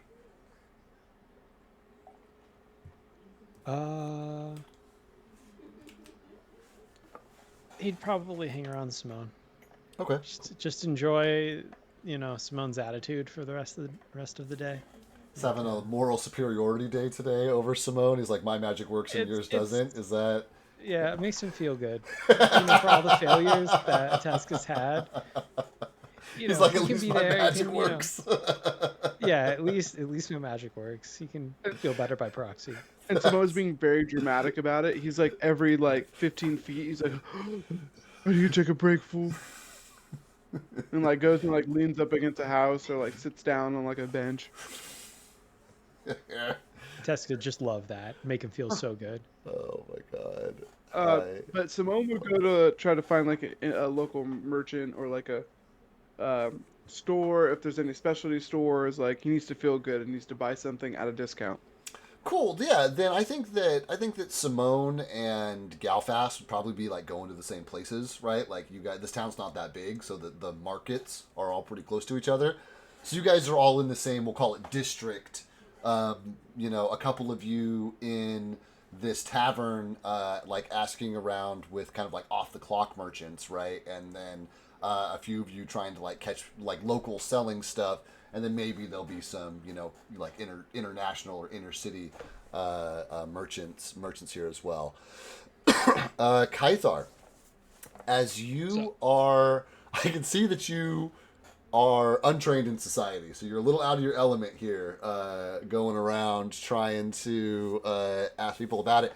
But it's one of those things, you got the right look. You know what I mean? You're a big guy. Your accent is right. You know what I mean? You're from the region. you like have the right mannerisms, and so as you're kind of like making your way, through the tavern space, you and I guess you and Rowan, are making your way through this tavern space. As you're asking people, between you being like a local barbarian and him being a local druid, like you guys basically are the two semi-locals. Uh, Between the two of you guys, like every forest, every rock, the name of every mountain range, and so you're able to like talk with people and piece a little bit of this together. Your tribe was like inherently nomadic, and they were kind of like when we were talking about them originally, they spent like half the year down in the valley and half the year up in the mountains, depending on like where the weather was. And so none of them were really like would really enjoy living in a town, right? There's a reason why they were like living the kind of lifestyle they were living, and there's a reason why you're not just living in some town right now and you spent the last 20 years wandering, right? Yeah. Well, here's my thing. Like, my biggest question is like, is it a ruin or is it rebuilt? Uh, there. The answer is the absolute worst it could possibly be, which is the village is a ruin, and it's been rebuilt by the orcs that slaughtered your people, and they've literally taken over the region and have like started creating a foothold there, and had like started building fortifications, and you know what I mean, like it's no longer like hide tents and rolling hills, but is being, you guys are hearing stories about, forests being decimated and fucking fortresses going up and a like heavy orcish presence there. And it kind of like clicks. The bartender previously was like, yeah, like the trouble they had, that, like it would, there's a little bit of that, like, I'm an orc telling you that orcs, are living there now. And so, like, you're getting the full picture while you're talking to these other people. So your community, unfortunately, does not exist. The people who destroyed your community are still there with, a community of their own now, seemingly. But you also get confirmation from what the bartender said. You are not the only person who escaped the village, and nobody lives here. But like there are people been, it was years ago, but there were people that passed through here at one time. Yeah. Kythar is starting to get a little bit crusadist. Just thinking about recapturing his homeland. Yeah. But let's let that dwell for a little bit. So I'm not gonna act on that. He's just gonna accept the information, and Kythar is just gonna go ahead and dwell on it, Cool. as a small little brain can do. Sounds great. I do love that. That brings us to Galfast, Simone, and Atesk, who should be out in the marketplace. I guess where's Reed at? I guess I should know that too. Reed is, he's probably back at the Grove, like talking to like the other, like was it nuns or whatever they're called, right? Yeah. He's probably like, in Iomede's light, we use our mouths to talk. I love that. And I think that, he's definitely got enough religious know-how to, like, at least toe the line of, whatever's acceptable to them kind of thing. But I do, especially when the party splits up, I try to mentally keep track of, like, the geography of it. So Reed's there. The rest of you guys are, within a few blocks of each other. Out here on the market, Galfast, you're looking for like runes and like ways to like improve your armor. And like everybody you talk to is like, yeah, absolutely, you know, there are places to, they're like that you can do that, and they have like the runes for sale. They have like the stuff, but they are pretty like scattered between, like, you know, you're really gonna have to hunt to find whatever specific thing you're looking for, and there is nobody in this marketplace who can actually apply that rune. You know what I mean? Like, they'll sell you the spell to imbue it with or whatever, but like as far as actually doing the infusing, zero people in this market who can do that. And they direct you back to the temple of the thunder god, the thunder goddess, and they're like, that's the only forge in town like capable of doing the kind of thing you're talking about. But like the runes are cheap, you know what I mean? They'll sell you the pieces. Okay, I'll buy a rune. Cool, sounds good. Unless it's a particularly crazy one, you'll likely be able to find it. Just out of curiosity, what are you looking for? That is a great question. I need to do some research on runes real quick. Okay, sounds great. You can. That's a perfect background activity. Rowan had a role as well. Was he looking for something specific, or was he just kind of like palling along with Kythar? Did he have his own agenda? When I thought he was going with me, I had him roll for the same thing, but because he's with Kythar, you can disregard that. Okay, sounds good. Yeah, okay, fair enough. Then, Simone, you are out here in this market. You know, you can kind of tell me how it would make Simone feel. Like, this is definitely a quote unquote bustling commercial area. But, you know, like, you're walking through with Galfast looking for these runes, and it has a very, like, flea market feel to it, right? Like, you're having to go from booth to booth, and you're like, do you have any of these runes? And they're like, no, I'm selling produce. And it's like, okay. And you have to like go to the next place, and it's like, hey, you're selling weapons, do you have any runes? It's like, oh yeah, I got runes. And he pulls out like 3 runes, you know what I mean? Like, not a very widespread at all kind of thing. And so like there's probably 50 booths, right, in this square. And you know, you're seeing lots of like coins exchanging hands, but a lot of those coins are copper colored. A lot of those coins are silver colored, right? And there are only a few booths that are actually selling anything that would have like a gold value, right?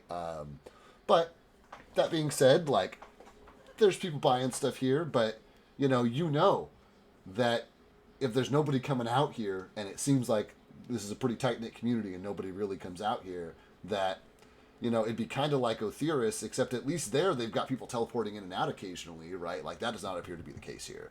But they do have a nearby town. You know, there's some caravans that come and go, and there's evidence of that here. Anything in particular you're looking for? Any kind of like interaction you're looking to have? I guess from what I'm hearing, and just make sure that I'm getting this right, is that this seems to be more of like a local marketplace where they like, hey, I grew some carrots in my backyard. Would you like to buy some? Right?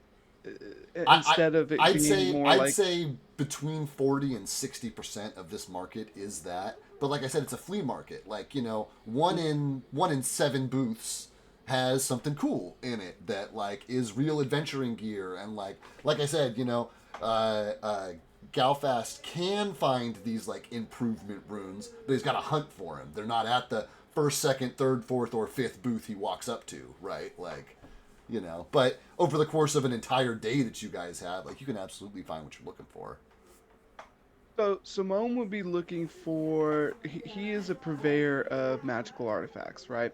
So he would be looking for something that is unique. It's like, yeah, runes and this and stuff like that, right?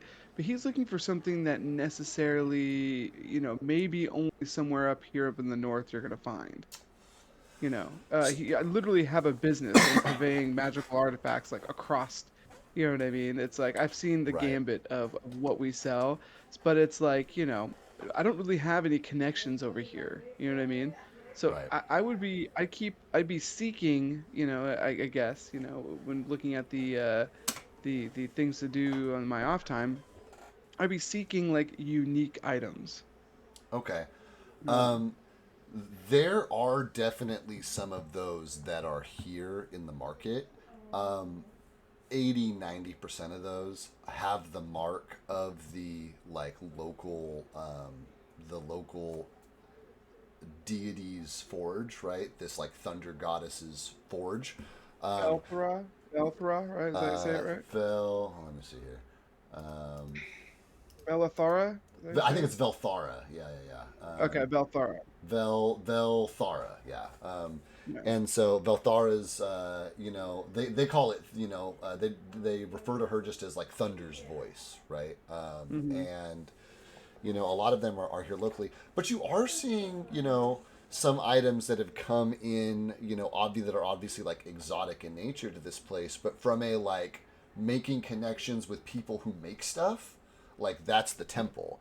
As far as like identifying magical items that are here and like the opportunity to buy stuff, like those things do appear to be like everybody you find like an item like that somebody's got on them, and you ask them like, oh yeah, because I mean Simone knows all the tricks. He's like, oh yeah, where'd you pick that up? How, and somebody's like, oh, I picked, like that came out of the forge, or like, oh, I pulled that off of a merchant who passed through here a few months ago. Simone's like, oh, a few months ago, like, that's been a while. Like everybody who has something like that, like it's been here for 6 months, they've had it for 12 months, they've had it for 2 years, and they're like these trophy pieces that they like have and hang on to, but like nobody really buys stuff. There are some things like a lot of like fire magic, like warming stuff. Like there's a lot of those kinds of items here because they help like moderate temperature and stuff. There are a few items that are just like kind of like endurance and like constitution related. There's probably like somebody's got a belt of giant strength. You know what I mean? Like that kind of quality of item. Uh, you know, you might find the like real occasional, like spider walking boots, or like the magic grappling hook that you guys have, like that kind of like off the wall weirdo stuff. Like maybe 1 in 10, 1 in 15 booths have that kind of thing. Um, but yeah, like there's some of that stuff here, but like the money for Simone would be like getting that stuff to this place or finding a way to get their stuff out of here cheap, right? Like because there's not a lot of them. There doesn't appear to be much of a market out here. Like you're the market, and you just got to town, right? Like that's the kind of idea. Um, Probably go and be like, this is not the place to make deals, putos. Like we got to go to the temple of Belthara. That seems to be like the place they make all the shit around here. Anything that's worth a value. Who are you telling that to? I'm just telling it to the group. I mean, we're all together, right? We're all in the Yeah, at marketplace. this point, Yeah. I think it's reasonable to say that after like half a day of shopping and asking around, you know what I mean? Like these guys come out of the tavern, rendezvous with you guys in the market, and you guys are all kind of like intermingled together here. Um, I do, however, whatever. I mean, as long as it's not like crazy amount, I would like to buy like one of the, like heat sustainability spells or something, like or like an item that keeps like heat inside of your body. right, and those are Um, very cheap. There's lots of that stuff out here. And like and that is the one thing that you're like, I would probably sell this for more somewhere else, but they're produced in abundance, you know what I mean? And so there's yeah. like a ton of them. So like you're looking at the seating pads, and it's the one thing that your pricing is way off on. You're like, yeah, I'd probably charge 5-10 gold for one of these. You know what I mean? And they're like, yeah, it's a gold piece. You know what I mean? You're like, oh, that's real cheap. You know what I mean? And Yeah. yeah, And I'll probably actually buy those. I'll buy Uh, 6 of them or whatever. you'll buy the Um, party, covering the party's worth. yeah, Yeah, yeah, I'll cover the party's worth. cool. On that, and I'm assuming they're just like I don't know, some sort of rock of endless heat or whatever, right? Like, Basically, yeah. yeah. Okay, that's good to know. So I'm gonna take these rocks and I'm gonna bring them back to Galfast and I'm just gonna like slip them into my bag.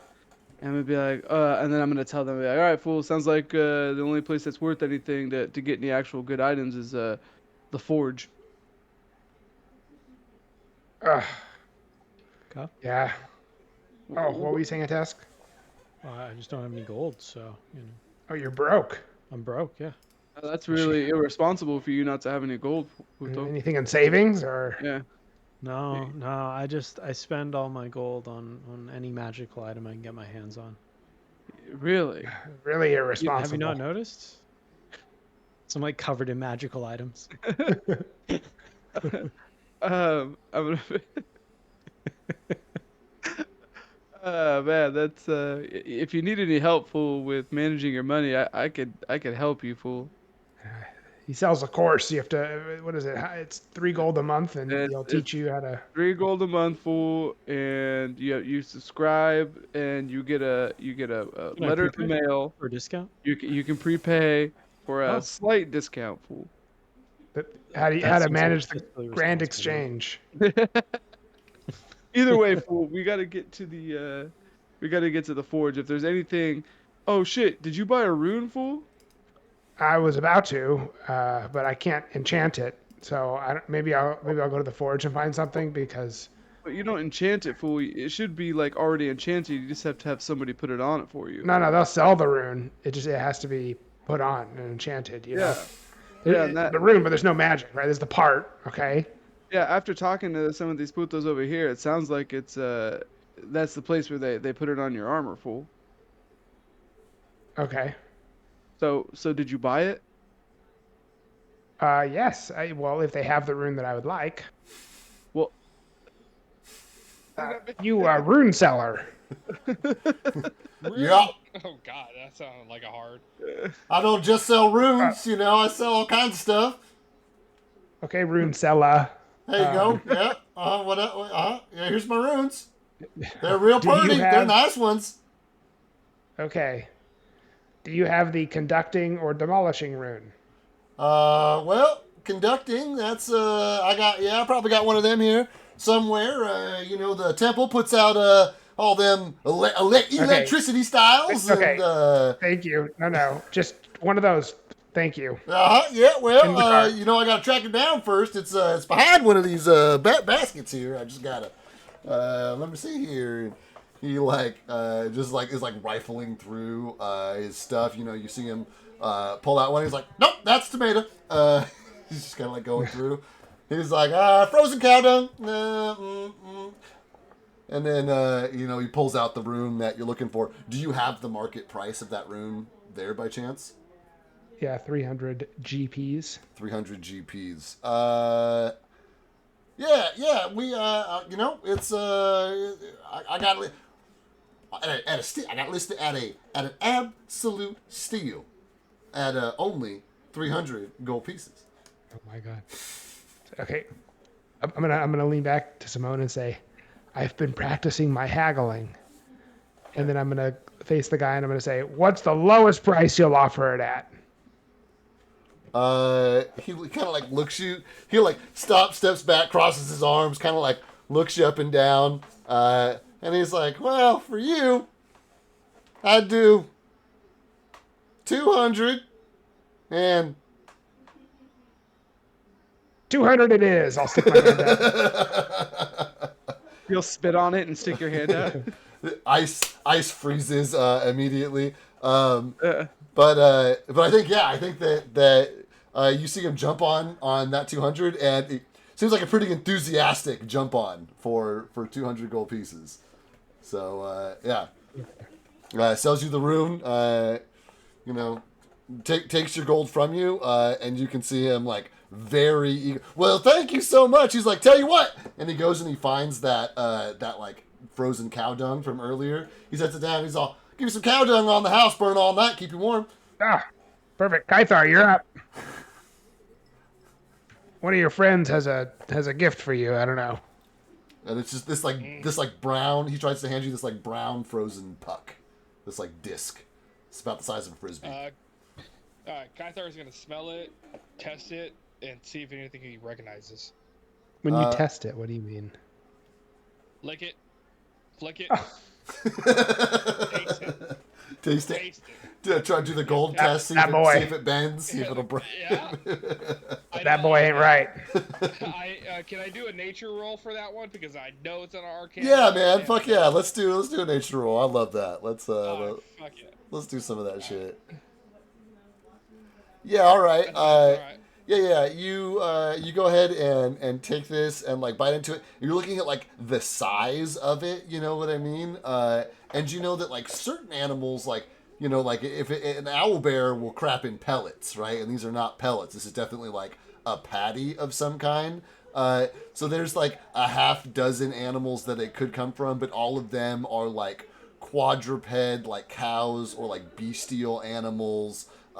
Things. This is hand prepared because it's. Oh yeah, but yeah, right? this has been prepared. This is not just like crap. Like somebody has like worked this into a product, quote unquote. All right. So when I do a slight taste test, because I get an essence of something, do I feel anything when I do a taste test? Do you feel anything? I'm doing a taste test of the item. Yeah, I mean, man. He's talking about the texture. He's talking about the texture. Yeah, I mean, there's Not even the texture. I'm just saying, like, essence of something. You feel disgusted. I believe we're supposed to use that as firewood. I don't think it's food. I'm just What's gonna it go taste up and like? I'm gonna slap it out of his hand and be like, "No, fool! Spit it out! Spit it out right now!" It's gonna just look like defeated. Like, why? Spit it out, fool! That's caca. That's caca. That is food. Yeah, but Kythar, you know that these all come out of vegetarian animals. You know what I mean? It's just plant fiber, right? Like you grew up not thinking anything about doing stuff like that, right? Like. Yeah. I will say that the moment is cut through here as there is a like raven which like kind of like flits out and begins to descend, and you guys don't notice it originally until you see that like other people in the courtyard have begun to notice it, and the raven like comes down and lands Galfast at your feet, and this disc that's here, he like kind of like bows in front of you and like slips it off and places this thing at your feet, and everybody is kind of like looking at you, looking at it, and it's this like, you know, it's this like silvered disc that has etched on it like a time and a place. And has the like one of the crests that's on the banners around, that's like one of the like sigils of either Frostholm or one of the like religious groups of Frostholm, or you know maybe some governmental entity, like not super obvious, but it looks like maybe a summons of some kind. But everybody is kind of like whispering and murmuring around you, and the fucking merchant who just sold you the puck lets out a long whistle, and he's like, "Wow, you only been in town for a night, and you're already pissed off somebody bad enough that they want to declare an official duel." I'm gonna say, "Oh, Kythar, you're up," and I'm gonna try to hand him the. What does it say, fool?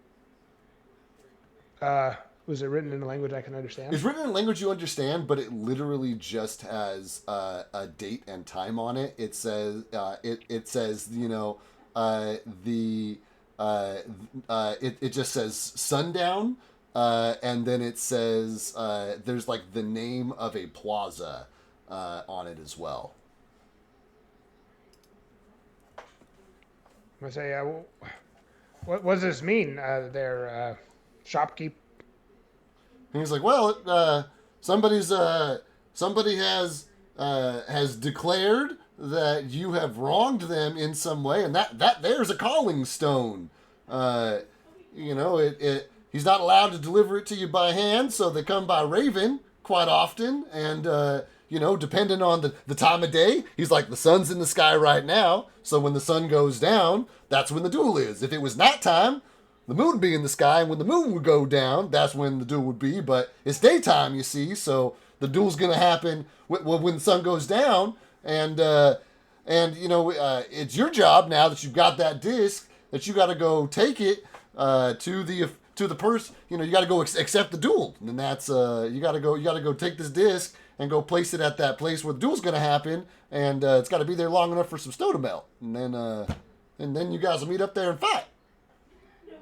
See, look, I haven't killed anybody in days, and you know, like I'll do it again, but you know, what if I don't show up? I'm like a busy guy, you understand? And he's like, well, I mean, if you decide not to take it, everybody's gonna think you're a coward. They're gonna call you snowless. You'll probably nobody let you sleep under the roof. That'd be embarrassing to them. Probably he like kind of gestured around. He's like, well, I certainly wouldn't be able to sell you anything else. And I wouldn't be too proud to tell anybody that I sold you that glyph there. I guess I'd have to be real important that they know that you bought that before this summons got here. And he kind of like points to the market next door. He's like, hey, Sal, you saw that, right? That I sold this guy before he got his summons? He sounds like he might be a little snowless chicken shit, and he's talking about not accepting the duel, so I want, you know, you got me? All right, Sal, Sal's got me. I say, interesting, and if I challenge you to a duel at the same time, how does that work? He's like, what if I'm double booked? He's like, yeah. He's like, well, shoot, that'd be something that an elder'd have to decide. He's like, I'm just a simple merchant. Joke's on you. I'm an elder. I'm 140, so yeah, I'll kill the kid. And he's like, well, shoot. He's like, we don't usually have them as fights to the death, but if that, I mean, you as the recipient of the duel, you get to declare the terms, so that'll be on you when you return the disc. I'm very inconvenienced by this. So he's like, well, I mean, you know, asking for a duel's a serious thing because the person that you are dueling can always make it a fight to the death. So, you know, here we are. It's such an inefficient system. And he's like, but it's rooted in tradition. We've always done it this way. As you're walking away. Yeah, it's Simone's gonna be like, "What a pussy fool." I could have taken him. Oh, are you calling me a pussy? Oh, you're calling me a pussy, aren't you? I'm calling you a pussy. Oh, okay, cool. A raven lands at your feet, Simone. He just takes the disc and throws it at your feet. Frisbee. Oh man. Okay, so you guys are headed towards the temple, the Thunder's Voice, because that looks like an anvil. Yeah. That's the and it's easy to tell you're heading in the right direction because you can hear what sounds like a thunderclap, right? That is like periodically going off, and it's something that you can hear pretty much throughout the city. But as you get obviously closer and closer to this temple, the sound gets louder and louder, and you can start to like, you know, it has that like subwoofer effect where you can feel it in your toes up to your knees, through your like groin into your elbows and chest, right? As you're like actually there ascending the steps into this you know, huge A-frame building with like double smokestacks that are just absolutely billowing smoke, and every time the like thunderclap comes in, there's almost like a ring, like a puff of smoke that comes out of the stacks with extra force. And as they, you know, go up and float out, you can smell that there is the normal kind of like charcoal and flame and burnt, you know, ember. But there's also kind of like a crackle of of, you know, the way that like ozone smells or copper tastes, right? Like that, that like that ethereal, like otherworldly, right, magical presence here, as well, that fills, as this like smoke fills the air. You get a just like a bite of the magical energy off of it as well. This also appears to be like the hangout for a lot of the like soldiers in town. And Simone, as you're going through there, you feel like a heavy hand clapped on your shoulder, and you turn around and it's one of the guards that you got like blitzed fucking drunk last night, and he's like, "Hey man, I wanted to tell you I have not been that drunk in a long time, brother. That was so much fun. You know, some folks really know how to do it with style, and you, sir," and he like, you know, like kind of gives you a handsy palm to the chest. He's like, "You got style." You know, kind of hitting you with, with emphasis. Go ahead. No, when he hits me in the chest, I'm like, He's like, "Oh," and he kind of like straightens you up. He's like, "You doing all right there?" He's like, "You tied one on too hard last night too there? I had a rager this morning, headache, you know." so you can say so, fool. Hey, actually, I'm glad you're here, fool. I'm trying to, you know, you know me. I'm a merchant, right? We've discussed this last night, fool. He's like, "I can't remember a damn thing we discussed last night, but I'm sure it was a good talk." well, I'm a merchant, puto, and you know, I'm trying to get in good with the, you know, with the armory here. I know this is also a temple, but it's also an armory too. But you know, if you could put in a good word for me, I'd love to get a trade route up here. He's like, "Well, shoot, man." Or he's like, "Yeah, man. Let's just go." Yeah, and he like kind of like, you know, wraps his arm around your shoulder and is like walking with you up the steps. He's like, "How big's your operation anyway?" Hold on, I gotta pull up I gotta pull up your map really quick. Nah, you're cool. You know, across the Irish Sea, you know, and you know, all the way to Port Syracuse and Karak, you know, and I'm trying to make some expansions out here, fool.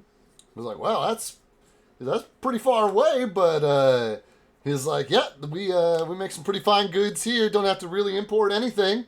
He's like, everything you see that I'm wearing," and he like kind of just, you know, gestures.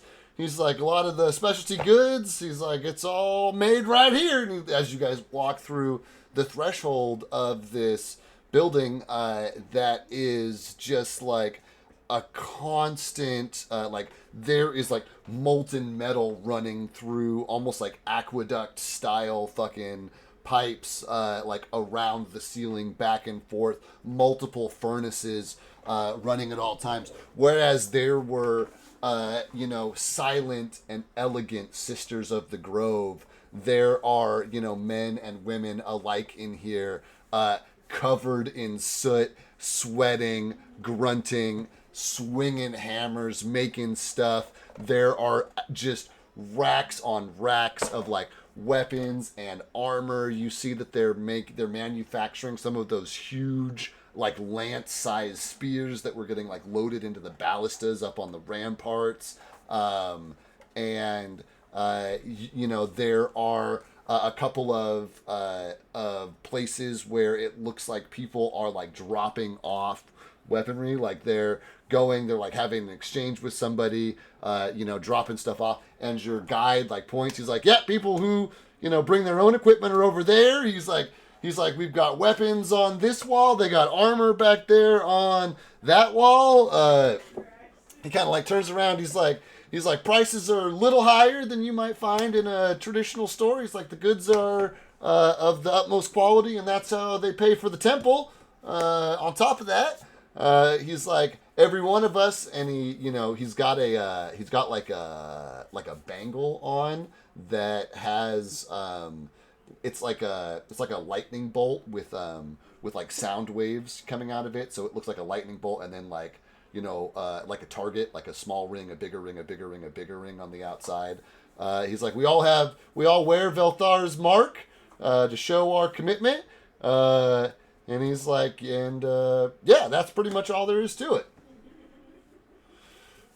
Like, and who's the head priestess or priest?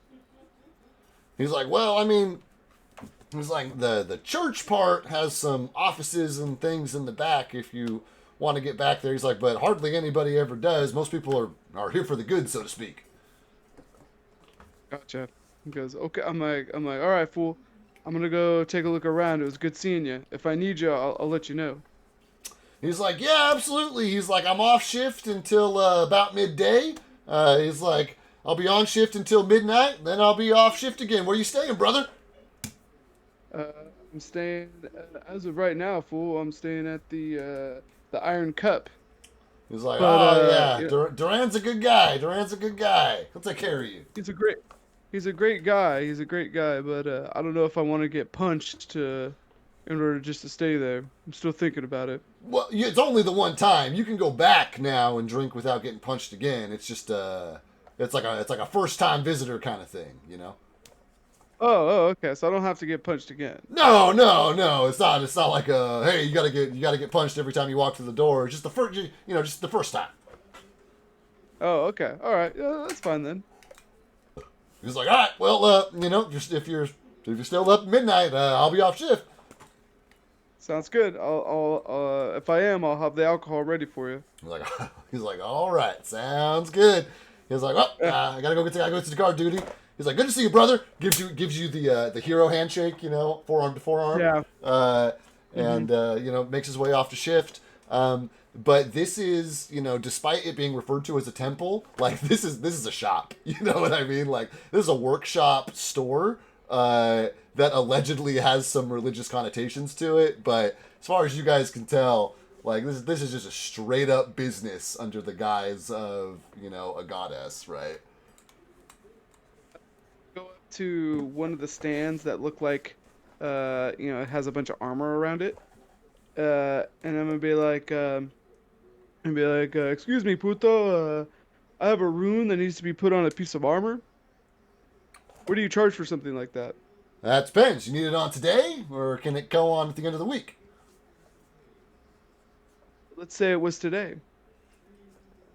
Kind of glances over to that rack where people are like putting stuff on, and you can see they're like tiered, and each of them are like labeled, like end of day, as soon as possible in the front, end of day, behind it, end of week behind that, you know what I mean? And most of the weapons are in the front, but a lot of the guards that are coming are putting stuff, in the rear. But a lot of the like citizens, right, kind of seem to want their stuff done. That rack's about 3/4 full, and he kind of like looks. He's like, "What glyph? What are we talking about?" It's a glyph of, and I'm gonna look back at Galfast and be like, conducting. Yep, conducting. He's like, "Oh, conducting's a dime a dozen. Yeah, that's not real hard to get on there." He's like, I don't know. He's like, "I'll do it for end of day, 50 gold. Does that sound good?" Oh, you hurt my heart, fool. 50 gold. And during these times, with kobolds in the cities, attacking cities, I'm like, how about 25 gold? He's like, "Hey man, you want it quick or do you want it cheap? Right?" He's like, "Sounds like you know what you're talking about. You can get one." He's like, "Tell you what, I'll do it for 35. As one of Halgrim's blessed, this is very interesting to me. Halgrim mentioned that everybody in this would be so hospitable to Halgrim's blessed, but it just doesn't feel that way with these prices. He's like, "Wait, that's you guys?" That'd be us, fool. He's like, Oh, and I also need it before dusk. I've been challenged to a duel, so. he's like, "All right, hand it over." He's like, "I'll do it for 25."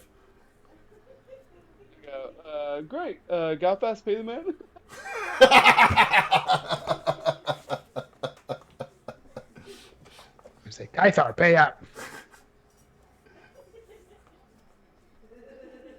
You muted. Kythar is just struck dumb. I was like, Kythar's not there. Kythar didn't follow you guys. Fuck you. Yeah, that's true.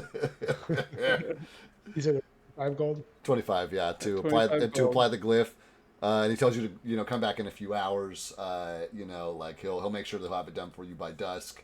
At the cheaper agreed upon price that you got from Simone here. I go, and I put my hand out, and I'm like, it's great to know that the town folk are, and people who work at such a great establishment are willing to work with us. Thank you. Yes, and as he shakes your hand, he's like, Halgrim and his and the other gods take care of us, and we take care of those who are chosen by the gods. So, he says absolutely. He says a place this hard, we got to rely on each other. Oh, definitely, fool. We'll be back by the end of the day, and by then, fool, I'll be throwing magic around. You'll see. He has no idea what I'm talking about. He's like, of course, man, yeah. As you guys kind of like drop your stuff off, pay the guy. I'm assuming that's your bow that you left with him, Aaron. Say that again. Yeah, I'm gonna have him enchant my bow. Okay, cool. Yeah, I was like realizing after the fact that I didn't actually know what weapon you were putting it on. Yeah.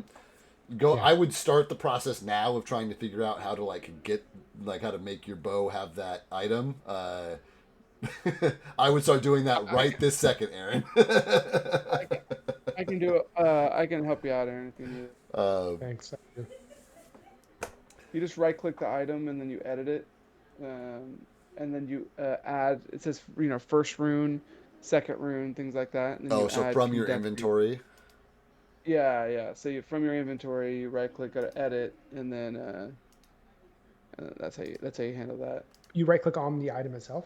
So if I were to go into my inventory, you go to the edit icon. Sorry, you go to the edit icon. Okay, got it. Yeah, and then you go to details, and then you scroll down. Oh, and then there's potency runes, striking runes. Yeah, potency, exactly. All that stuff you'll see. So it looks like this already has some runes on it. Is it going to replace these, or does he get multiple runes?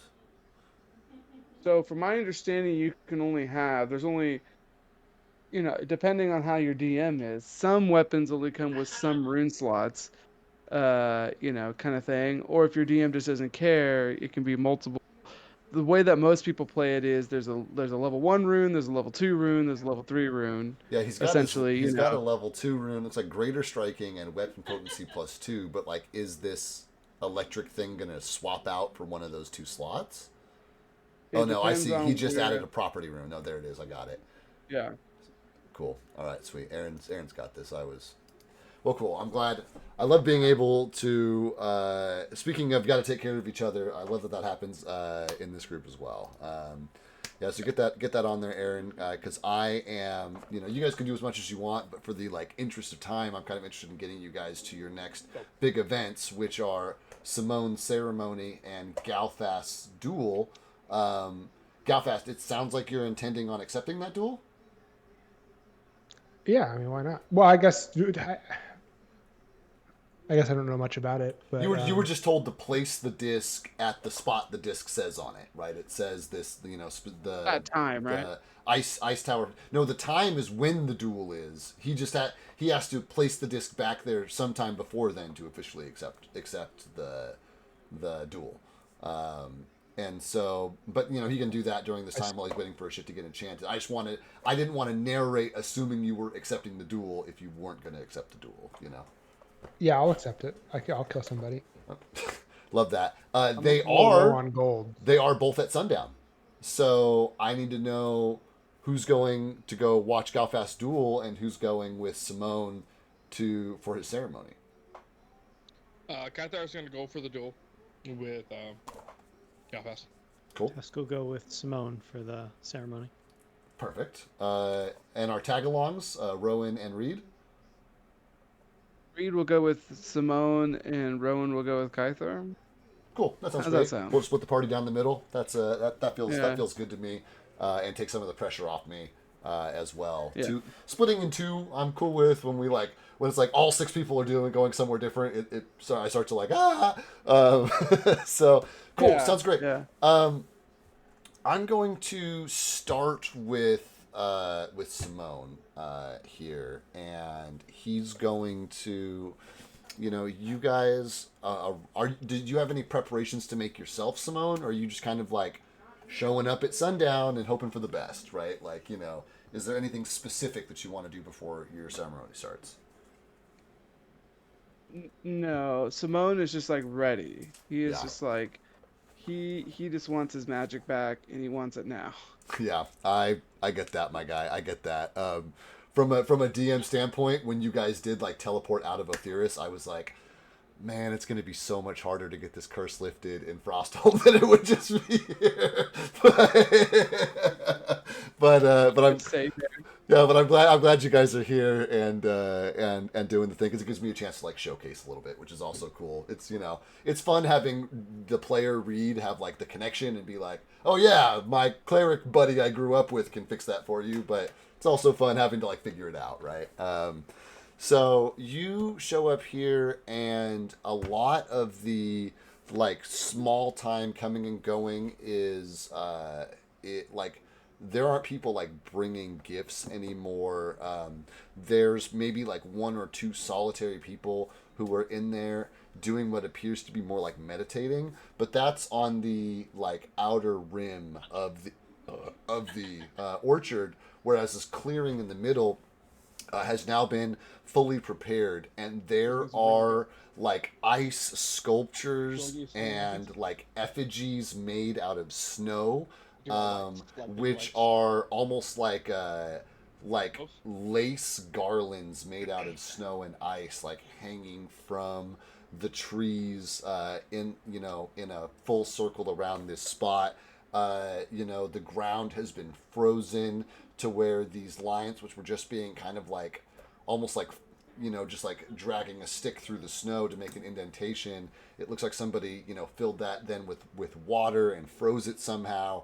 And there is and there's more kind of like ceremony and symbolic like effigies on here than there have been in like some of the churches in Otheris, right? And it's seemingly all of the sisters who were previously like spread out and working throughout the orchard have like gathered in a ring here around, and the same sister who you came to in the morning, she comes up and you hear her voice in your head that she's just like, you must strip away everything from this world before we may proceed. Because you're in there in your gear with your backpack, weapon on your hip, you know what I mean? And she's like, you gotta Do I cast prestidigitation because I still have my cantrips, and I do the Bruce Almighty thing where I just go, and all my clothes fall to the ground. just instantly, I'm ready. Yeah, and despite the fact that you've been incredibly cold here, and you are now standing in the same way you came into this world, right?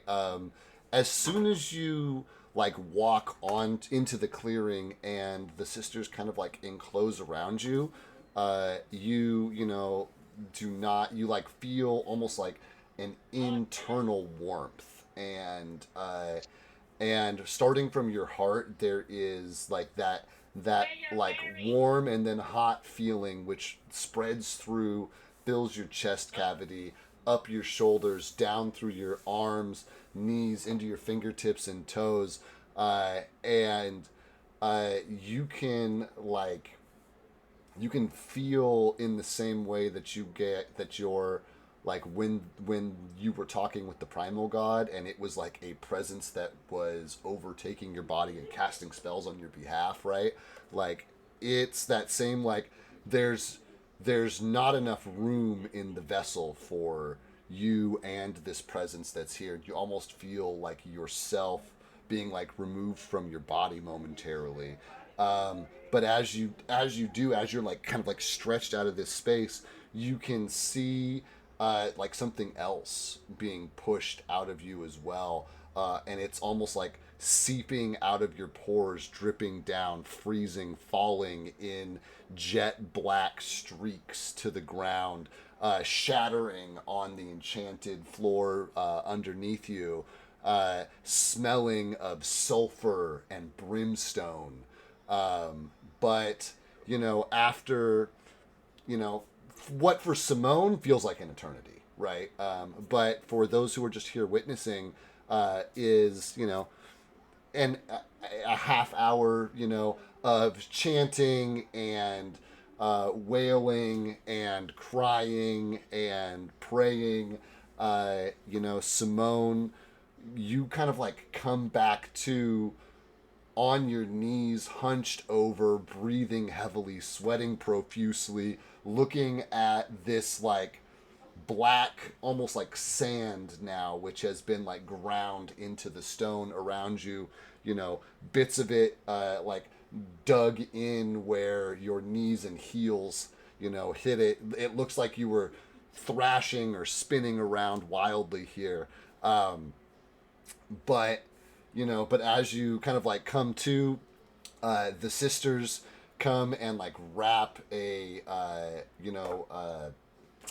almost like a tapestry around you, and you hear her voice like encouraging you to like take it slowly, like only move when you're ready. You've just undergone a huge ceremony, something of great, like we've just much magic has just been pushed through you, and you are there. You catch a Tesk and Reed. Reed stayed with you guys as well in the grove. Am I right there? Yeah. You catch a Tesk. It's a and religious Reed. ceremony. Yeah, you catch a Tesk and Reed standing on the outskirts. As Simone looks out at you, a Tesk, what does your face read as? How does he see you looking in at this ring at him? Sorry. So Reed's face, right? So I'm sorry, Sorry. a Tesk and Simone. I'm asking you guys, like, as you make contact, Simone having just gone through, like, barely conscious, right? Vision, blurred but clearing in every moment. Kind of like locks eyes with a Tesk who's like on the outside ring of all of these like sisters, like on the edge of the grove. Like as you guys make this moment of eye contact, like what do each of you see? What does a Tesk see of Simone, and what does Simone see of a Tesk? Smiling with a big thumbs up, like.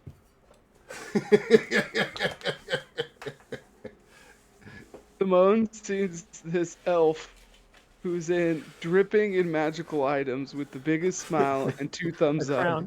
A crown.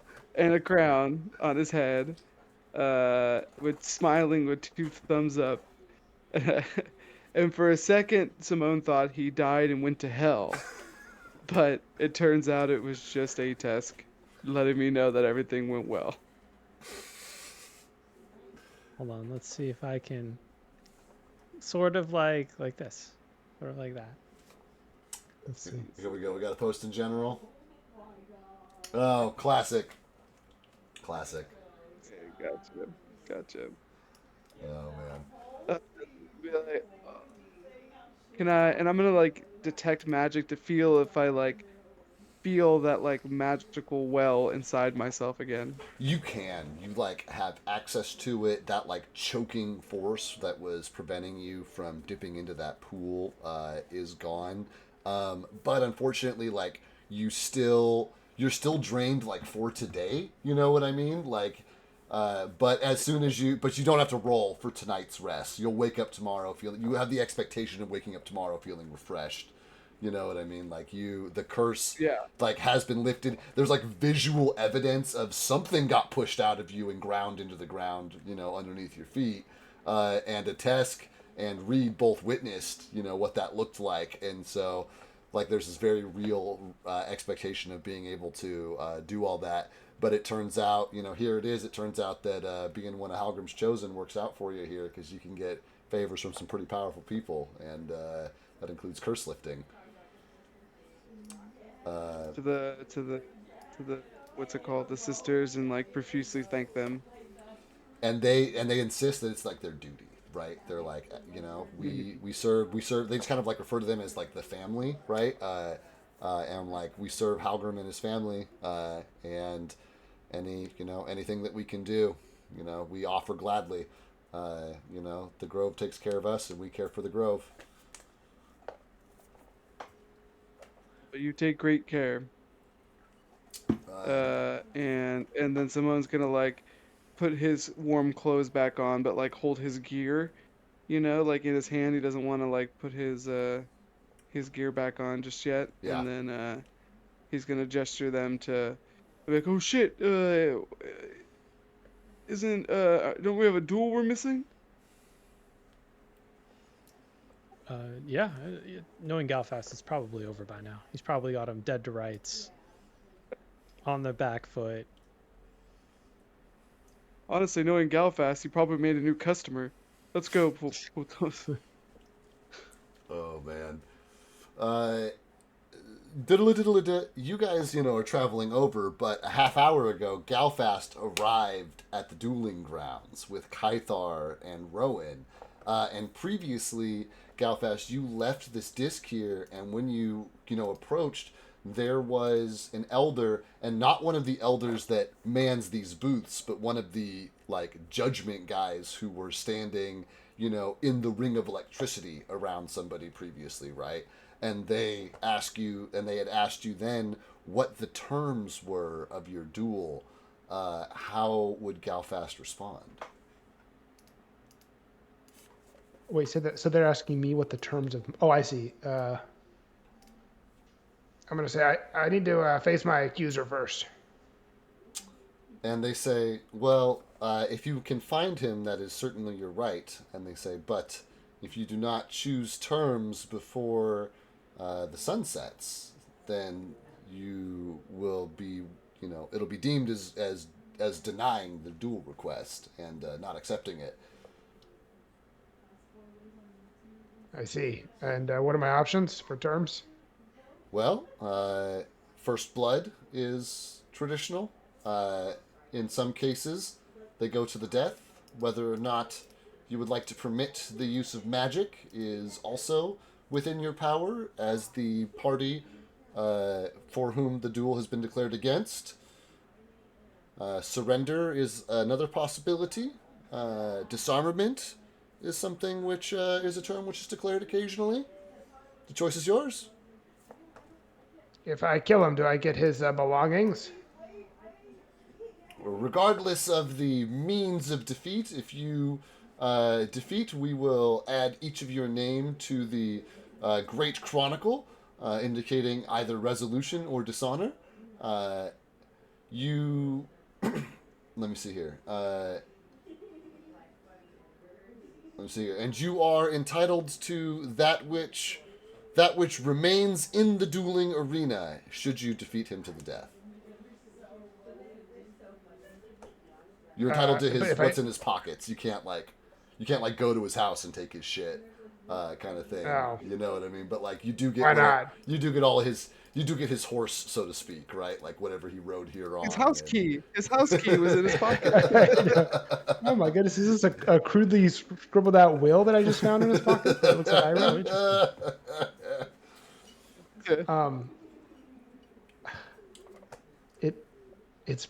It's set my bedtime. I do want to do the duel. Let's start next time with the duel. I know that we're going late, and I figured we might do that, but I wanted you to commit to terms before we ended. Is what I wanted. Okay, fair. So I don't know who's fighting me. To the death. To the death. And he can use whatever he wants. I mean, he's gonna need all the help he can get, I guess. So a duel to the death with magic permitted, then. Yeah. So it shall be written, so it shall be recorded in the chronicle, and so we shall see. Closes the giant book at dusk, and then we'll diddle-a-diddle-a-da to dusk when we come back next time.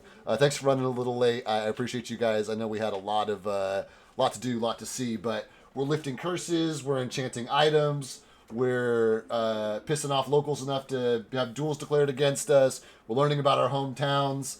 You know, lot going on tonight. So good stuff, guys. Really appreciate you being here. And then we'll have Aaron, or Galfast rather, endure his duel, which is great because funny thing, I didn't plan on a duel happening tonight, so they'll give me a chance to like get a stat block put together for somebody for you to duel, and then we'll start that off next week, and you guys will have a night which you'll all wake up refreshed from and be able to take it from there. That's good. Cool, guys. All right, guys. Thanks for being here and Thanks, being willing to David. play. Yep. Of course. Thank you. Have a good one. All right. Later. Night, y'all. Night. Later. All right, and thank you guys for being here as well. Casting Vaydidi, I saw your chat in there. If you're a real person, welcome in. If you're a bot, then I wish you weren't. But, there we are. I will catch you guys next week, and we will see you then. Peace out.